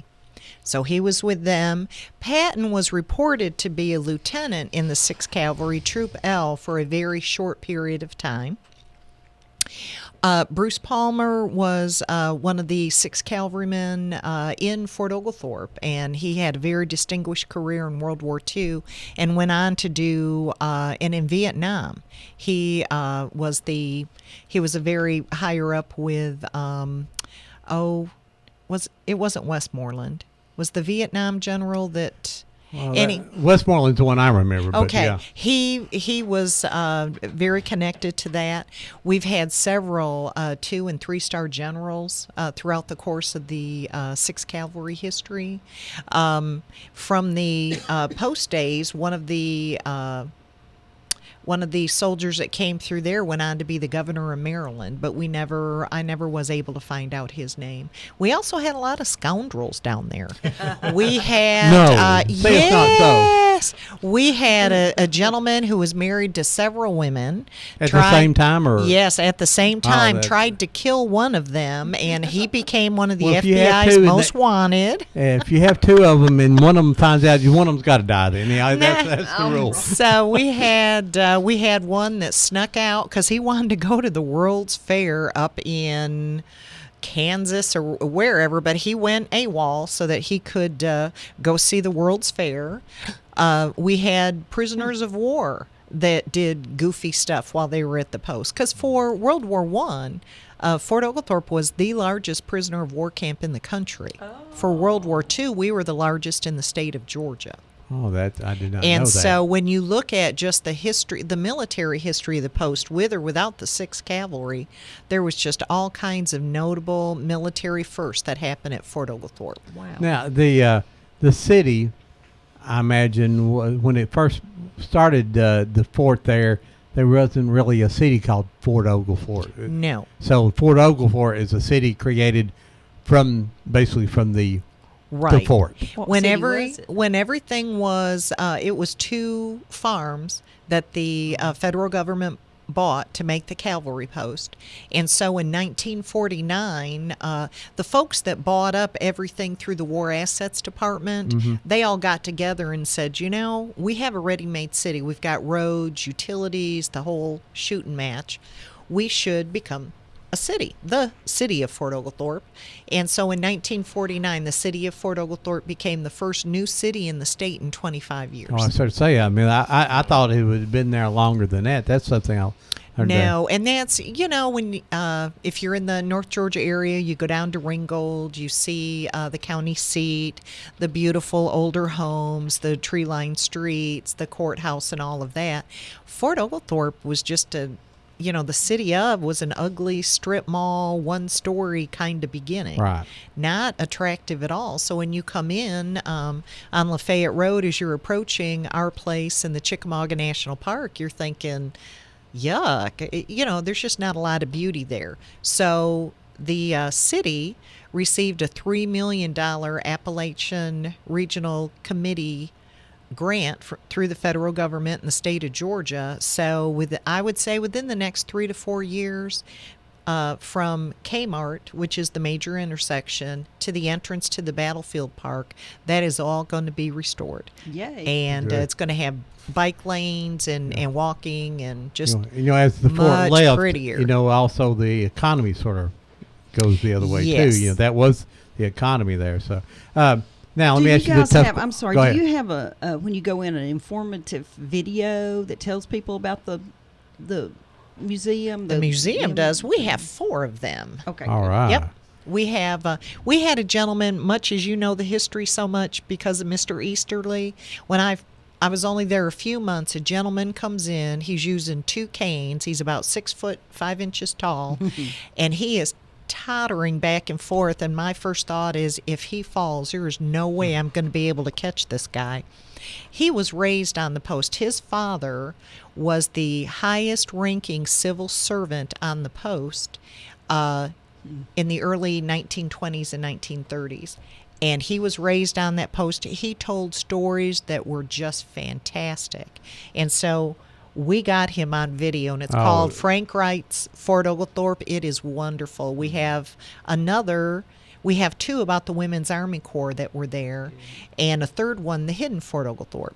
And so we take you because the Chickamauga National Military Park has tons of footings because the Women's Army Corps, all of their buildings, they were out in the battlefield. And of course, when the war is over, your national parks go back to their original intent, which was a civil war. Because the national park asked the government, don't sell this stuff through the War Assets Department, give it to us and we will restore it to how it was in 1861. And of course, I just imagine somebody in Washington goes, well, we've just fought a world war. We need the money, so we're going to sell it to private individuals. And the city of Fort Oglethorpe, a lot of those, one of them was Dr. Charlie Stevenson and his brother. They bought the polo field and a lot of the property around. And when the city became a city years later, they bequeathed the polo field there on Barnhart Circle to the city to use, and that's how the school got there. Because when the Army post was there, they had no schools. That was the first thing I asked Frank after he came in. I said, where did you go to school? There are no schools on all of these great big, maps that we have. And he said, we were bused. They put us on the back of a Liberty truck. They sent he said they sent an MP with us with a gun, and they took us into Chattanooga and dropped us off at the schools. He said, you have to remember that soldiers, that while the officers were highly sought after, the social life and all of that, he said soldiers were not revered. Soldiers were treated very poorly. They were not highly thought of. It's like, a lot of them just joined the military so that they didn't end up going to jail or prison or, things like that. And so they were not well regarded. And he said that as a child of a soldier in the Chattanooga schools that, he was picked on. He was not well treated by the teachers, and that was just their lot in life. Wow. That's interesting. Now, my next question is, some of that could come around because when they did get to leave the base and go out into the social world, where did they find their moonshine? Where did they find female companionship? There was a trolley. Well, first off, the females would drive out there. I did hear some spicy stories from Frank that didn't make it onto the video, mind you, because we show this to senior groups in schools. Oh, yeah, and let's see. Now, did the women come out just to meet men, or did some of them come out to make a profit? Both. Okay. There are a lot, and we have families that come in and let's say, oh, my grandmother met Grandpa out here, and she said, oh, Daddy, I want that one. Seeing them in uniform on a horse when they're doing maneuvers and going around. But there was a trolley that took them into Chattanooga, and on the parade ground polo field where the museum is, the guardhouse is still on there, and it's privately owned, of course. And so there were boxes of guard records that were up in their attic that when the Army left, they didn't take them with them. And so I have them at the museum. Nice. And the trouble some of those men got into. Well, let's say, I could see a group of guys going to Chattanooga to the bars and things there, and I'd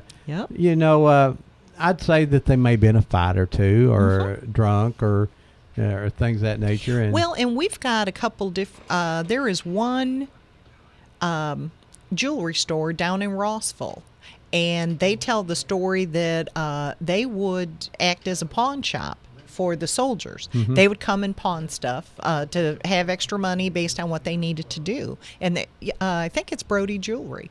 And, very reputable now. But, I mean, you look at him, you think, so used to be a pawn shop for the cavalrymen. So, Matt, tell us again when the polo games are going to be.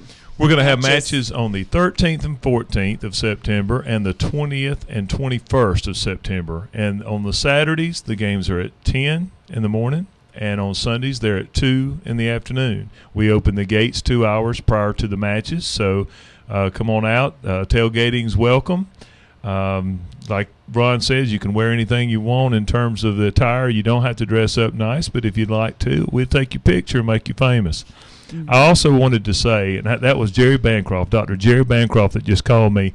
I did not get to finish my list. Oh, go ahead. and I don't mean I don't like to run over people, and I'm kind of long-winded, so I start when y'all stop me. But I had two gentlemen that are still in our area and who played and were part of that dominating polo team from the 50s until the 80s.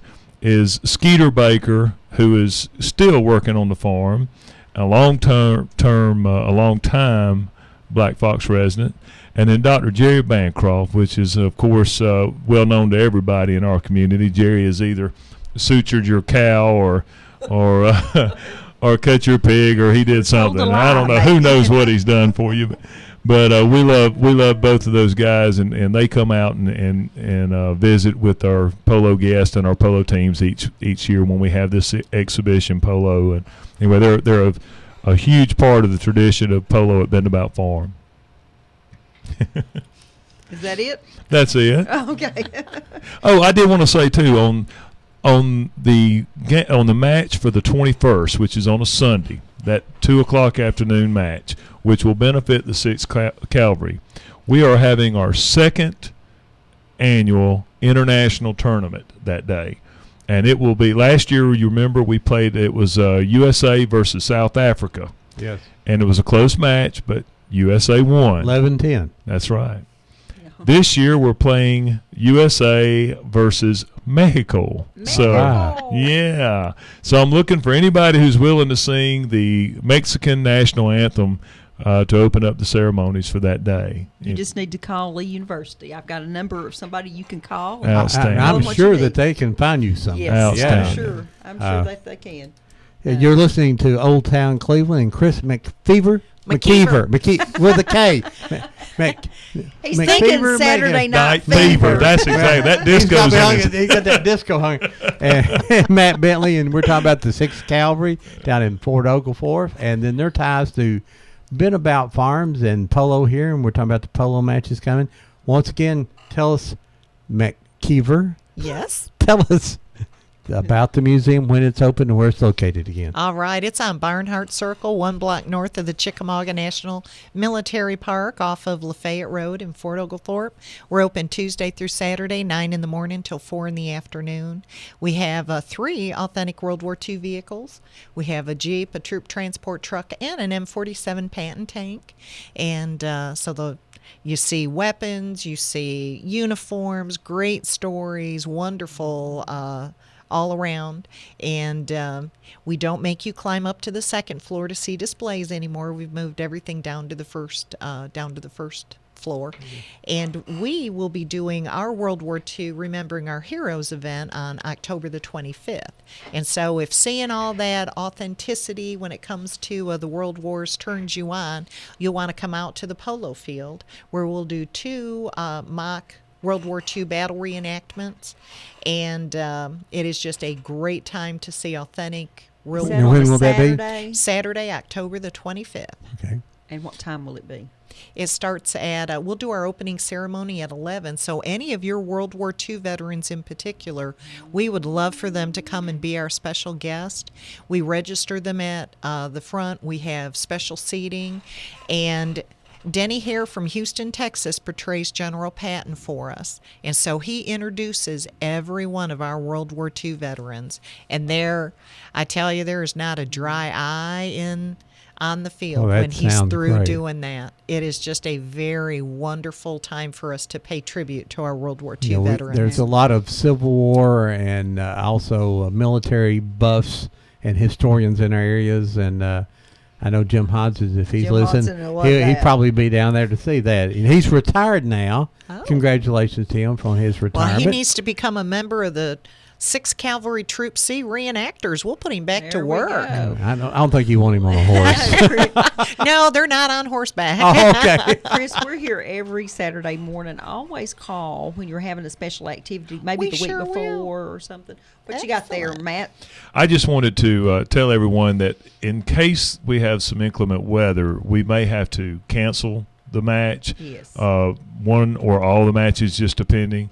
So if we have some bad weather, I wanted to give everybody a telephone number they could call, which is 479-1645. There'll be a recording regarding whether or not we're playing, or they could go to our website, which we'll keep it updated based on the weather, which is www.bendabout.com. Thank you. All right, Yep. good. And now, if it rains early in the morning, you still play that day, or any rain? No. It depends. You know, we play on wet fields oftentimes. Nobody likes lightning. Okay, Lightning is a bad thing. But as long as we don't lose the field, meaning the field is, I've got sand on that field about 12 inches deep. Okay, so we can take a lot of rain and still play as long as the rain stops within a few hours and let that water kind of drain out of all that sand. So we could play. You don't play in the rain, though, do you? No, Never generally play? not. No, Okay. if it's just sprinkling, though, we will, as long as we don't lose the field. Once If the it field rains like yesterday. Once it becomes a hazard for the horses or riders, we don't play. So that's how slippery is not so bad because they bite into that sand pretty good. But, once it's completely saturated, then it's dangerous. No, we don't want dangerous. No. But it's beautiful just being on the farm and you can walk after the matches. You can walk over to the barn and see people, working on the horses, and it's a beautiful day. Do you have, and since you have the 6th Cavalry, do you have the Civil War era stuff also, or is it from 1902 forward? No, it's the 6th Cavalry's history inside the museum starts in 1861. Oh, okay. The 6th Cav is still current. We have 4 squadrons that fly Kiowa attack helicopters. And the 4-6 that was out at Joint Base Lewis McChord in Washington State, they just returned last month from a 9-month deployment to Camp Humphrey, South Korea. So we have 4. So where are they based at now? Fort Drum, New York, Schofield Barracks, Hawaii, and they have not invited me to visit yet. Joint Base Lewis McChord and Fort Riley, Kansas. So do you get visitors from all over? We do. It is, I had a whole carload of young men from Belgium There that you came go. in, and I thought for sure they were trying to find Chickamauga, and as I'm talking to them, they said, no, 6th Cavalry was in World War II. I said, yes, we were. Come on in, guys. See, and this is just, I call it a hidden treasure. Us people who understand the museum now still not got there, but it's just a treasure that the local people need to go to. $3 to get in, isn't it? Mm-hmm. Oh my goodness! And then Chickamauga's free. Yeah. So there you go. Make It's a a whole day of day it. of fun. Yeah. Go ahead, call you live on Old Town Cleveland. Hey, Ron, this Bob Cash. Talking about World War II and one. Go ahead, Bob. You were a doughboy, weren't you, Bob? Oh, yeah. I fought with Lee at Appomattox. Well, you sound very young still. Oh, thank you. I love you. I've really enjoyed the show today, and the lady from the museum is very interesting and knowledgeable. And I was going to ask her, as your museum, I have quite a few Civil War artifacts. Do you guys buy Civil War artifacts? No, we don't. Our museum board made the decision right at the start not to appraise or give opinions. We'll identify things for you, but we don't purchase. So, sorry. Hey, Rob, listen, in closing, Red, was she with the 6th Cavalry? She was with the Wacky Corps. After she got done with the corn in her use, she donated it to the 6th Cavalry to feed the horses. Oh, I hear you now. Okay. All right. Thanks, Bob. Thank you. Bob's a card. Bob is when he got out of the Army, he decided to become learn how to parachute, and he's jumped out of the plane 3 times and has not hit the earth yet. He hit a tree the first time, a building the second time, and I think the car or truck or something on the third time. And his problem, I think, was that his jump master only had one leg. He'd lost it in a parachuting accident. I go, yes, the wrong person. Right, wrong coach. I know everybody's listening. It's heard the story, but it's so good. I got to tell it again. But the first, Bradley County created its own ambulance service, and this is a segue for a reason here. And the first person that rode in a Bradley County ambulance, instead of the old funeral home ambulances, was Bob Cash there. He's one hanging on the tree. Next week. And by the way, Arnold Botts is going to be our guest next week, and he was raised in funeral homes, literally lived in them, and with his families, and then he worked for the ambulance service when it first was created here. And Arnold just now went back to work for the Bradley County Sheriff's Department as their budget director. So congratulations to Arnold. And but he picked up Bob when Bob had his accident. He was the. And I think Eric may come in. His oldest son may come with him. So and we're booked almost to November now. But if you have an activity and you'd like to come on and talk about it, you need to give us a call. We'll be doing Make It Grow before the. Coming up in the next few weeks, we're going to have a show before our shows, so be sure to tune in every week. Every Saturday in October from 9 to 9:45 before our show, we'll do a program called Make It Grow. The Bradley County Gardeners, which are part of the UT Extension Agency, Master Gardeners, will be coming in, and they'll talk about how to get your fall crops up. Your crops in from the fall, or what to plant if you want to plant some fall stuff. Yard preparation, what to get ready for to start thinking about spring. So we'll do 4 shows for that in October. The week after we have Mr. Botts here, the 20th, we have an actor going to be here. That's right. He appeared in the movie 42, Hunger Games, Weatherman 2. A gentleman that I went to high school with, Gary Miller, he played the umpire in 42. He's going to come in and tell us behind the scenes of some of these famous movies. Then we have 99-year-old Mr. Ogle coming in the last Saturday in September. He was a hoot the last time he was on, and everybody talks about him, wants to hear him again. So we're going to have him 99 years young. He'll be 100 in February, I believe. We have Jeff Morlock coming in. Jeff's been mapping the downtown Cleveland area, the businesses from the 1950s and 60s. He's going to talk about those business owners, and he was on the county commission, as was his dad and his grandfather. He's going to talk about that. One of my favorite friends. Yeah, Jeff is a great guy. A good man. Yeah, love Jeff. And then we've got some other things Red Clay's going to be on October the 18th. And then I'm going to have someone come in and talk about Fort Hill Cemetery the last weekend in October. Won't say a name, but we have someone who is on is a Supreme Court justice is going to be here. Not where you think though. He's from the Cherokee Nation. He is the Supreme Court Oklahoma. justice of the Cherokee Nation. Will be here, and he's coming in the end of November, and he's agreed to be on our show. So we hope he comes in. Very nice guy.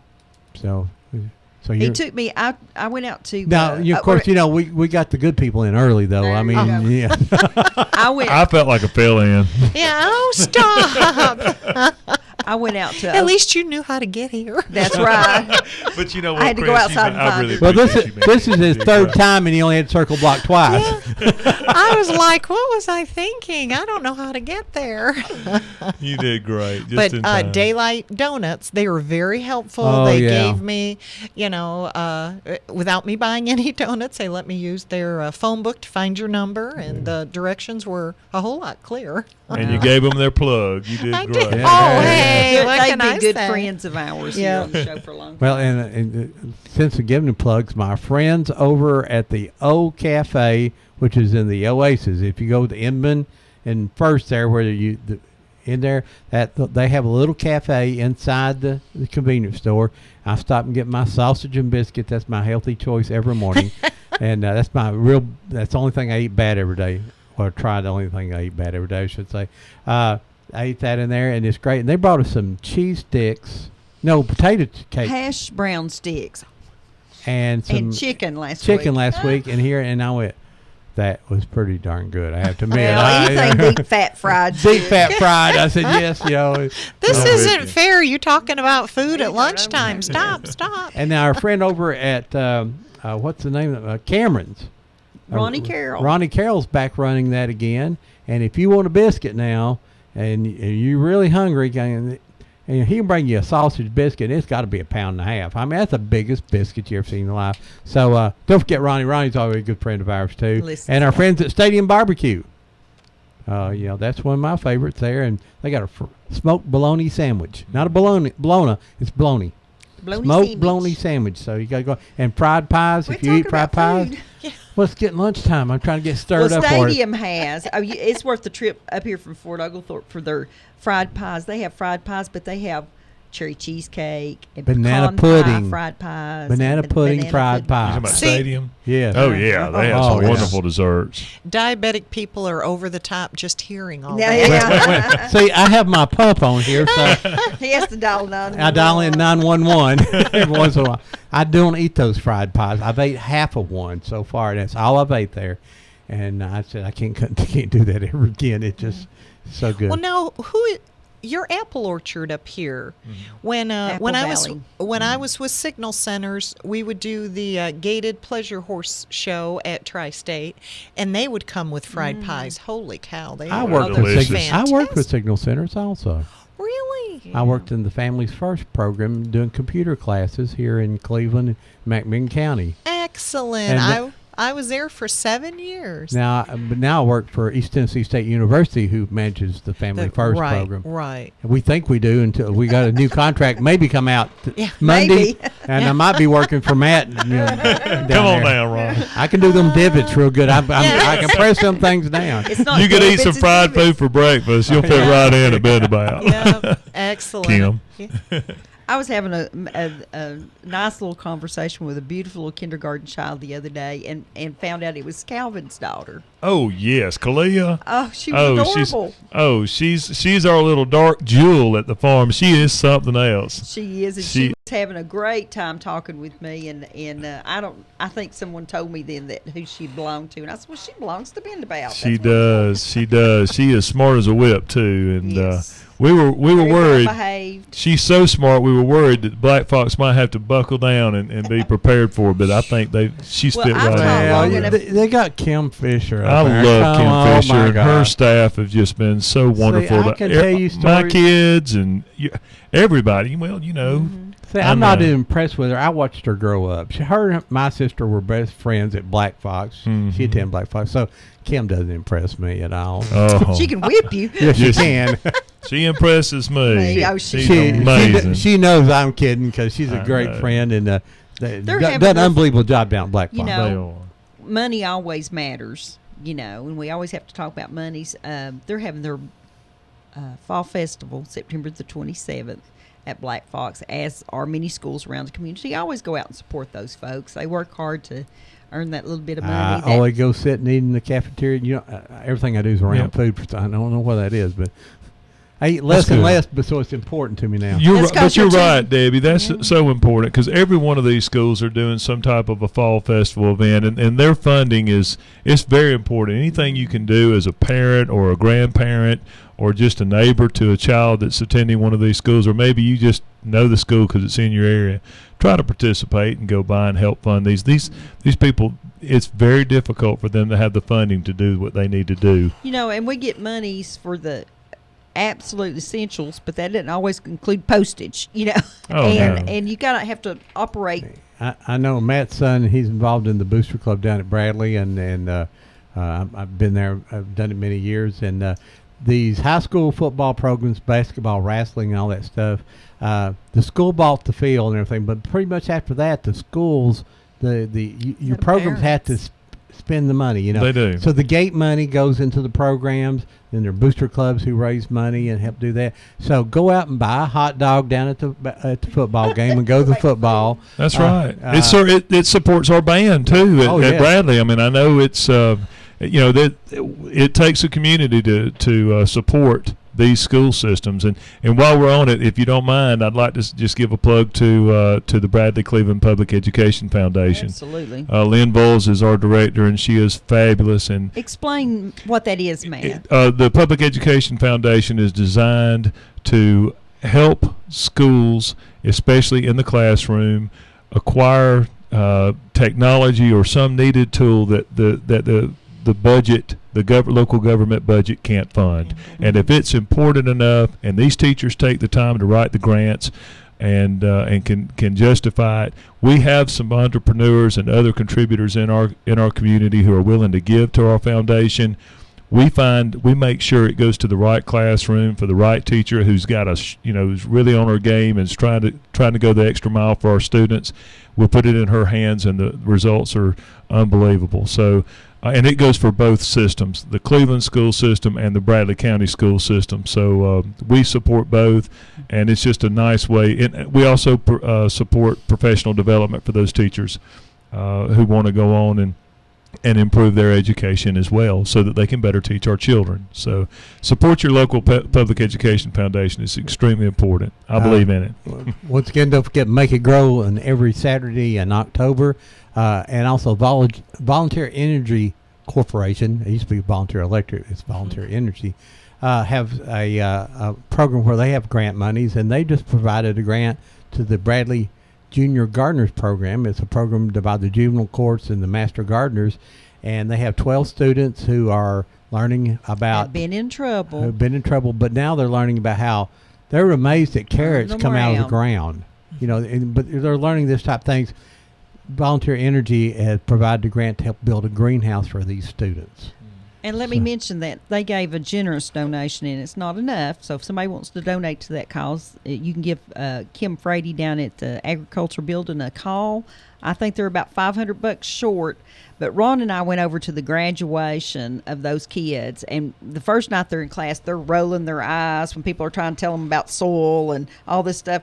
Well, by graduation night, they were taking us to their box and showing us the plants that they had planted and the tomatoes they were getting ready to pick, and it was fabulous. And I think there's some kids there that need to go on and take the Master Gardener class that Ron just took, and I think that they're raising funds to pay their tuition. I'm certifiable now. Yeah, well, you've been certifiable for a long time, years. Years. And we have a spring class and we have a fall class. The spring class planted and some of the things weren't ready when that class was over.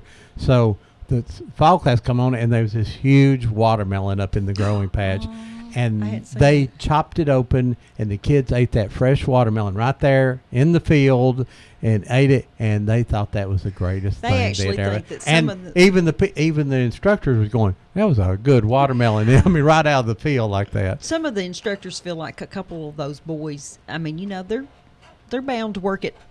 They're heading to Lowe's and stuff. I mean, Sure. in their lifetime, and they found a purpose in their life, and they found it in that garden. There's and It's the really good good thing program. about it. And thanks, Daniel. Yeah, Swafford, the Judge Daniel. Swafford. Yeah, I think the early numbers since they've been doing this program is only 1 or 2 kids has went back and got into trouble. Yep. That's unbelievable That's great. success rate and Percentage. thing. And maybe just if you save 1 or 2, that's good. If you save 10 or 15 every time you turn around, even that's better. really good.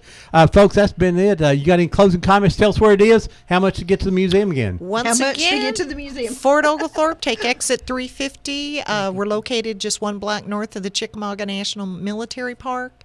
Open Tuesday through Saturday, 9 till 4. Come on down. You will have a wonderful time. Go through. If you're in Chattanooga, just get on Highway 27. You go to Champy's and eat chicken, then you go. I can get lead. Yeah, it is. And then and lead you over in 27, take you right into it down there, right into Absolutely. there. And $3 to get in. $3 for adults, $2 for seniors and students, and we let families in for $10. And tell us the times again, one more time. 9 in the morning till 4 in the afternoon. Tuesday through Saturday. Yeah, I can't go on Sunday. Well, last time I was there. Okay. Yeah.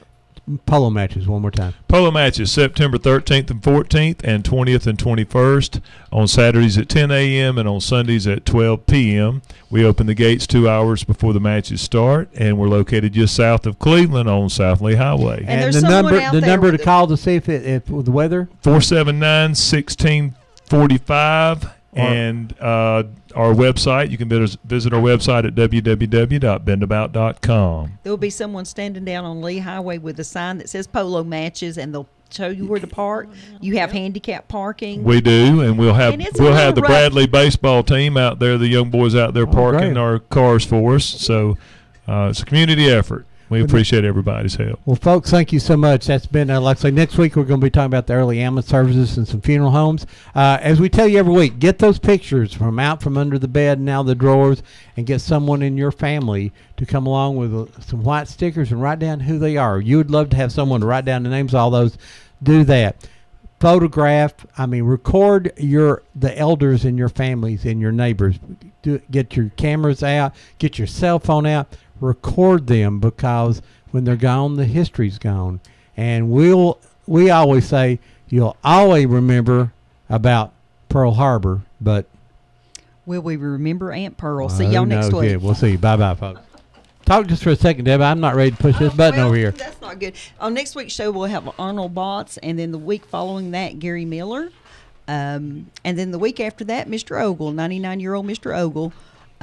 You can find us at www.oldtowncleveland.com. Thank you very much. All right, see you, folks. Bye-bye. Where'd the old town go? They moved it all north of here in a shopping mall.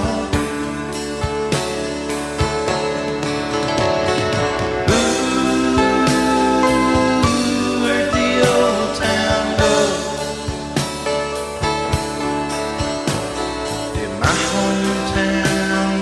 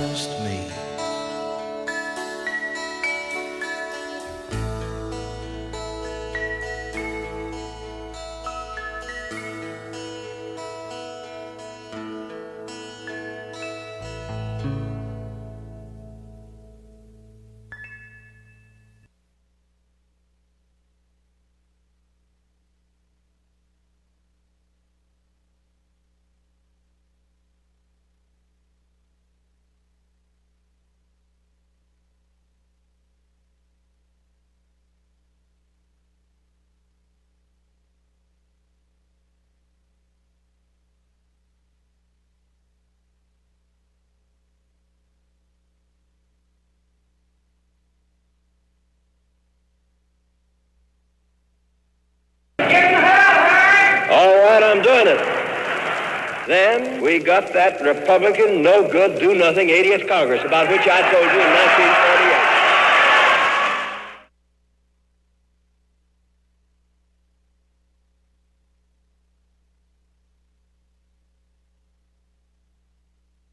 You are listening to WOOP-LP, Cleveland, Tennessee. WOOP FM is a broadcasting service of the Traditional Music Resource Center, and we play America's original music.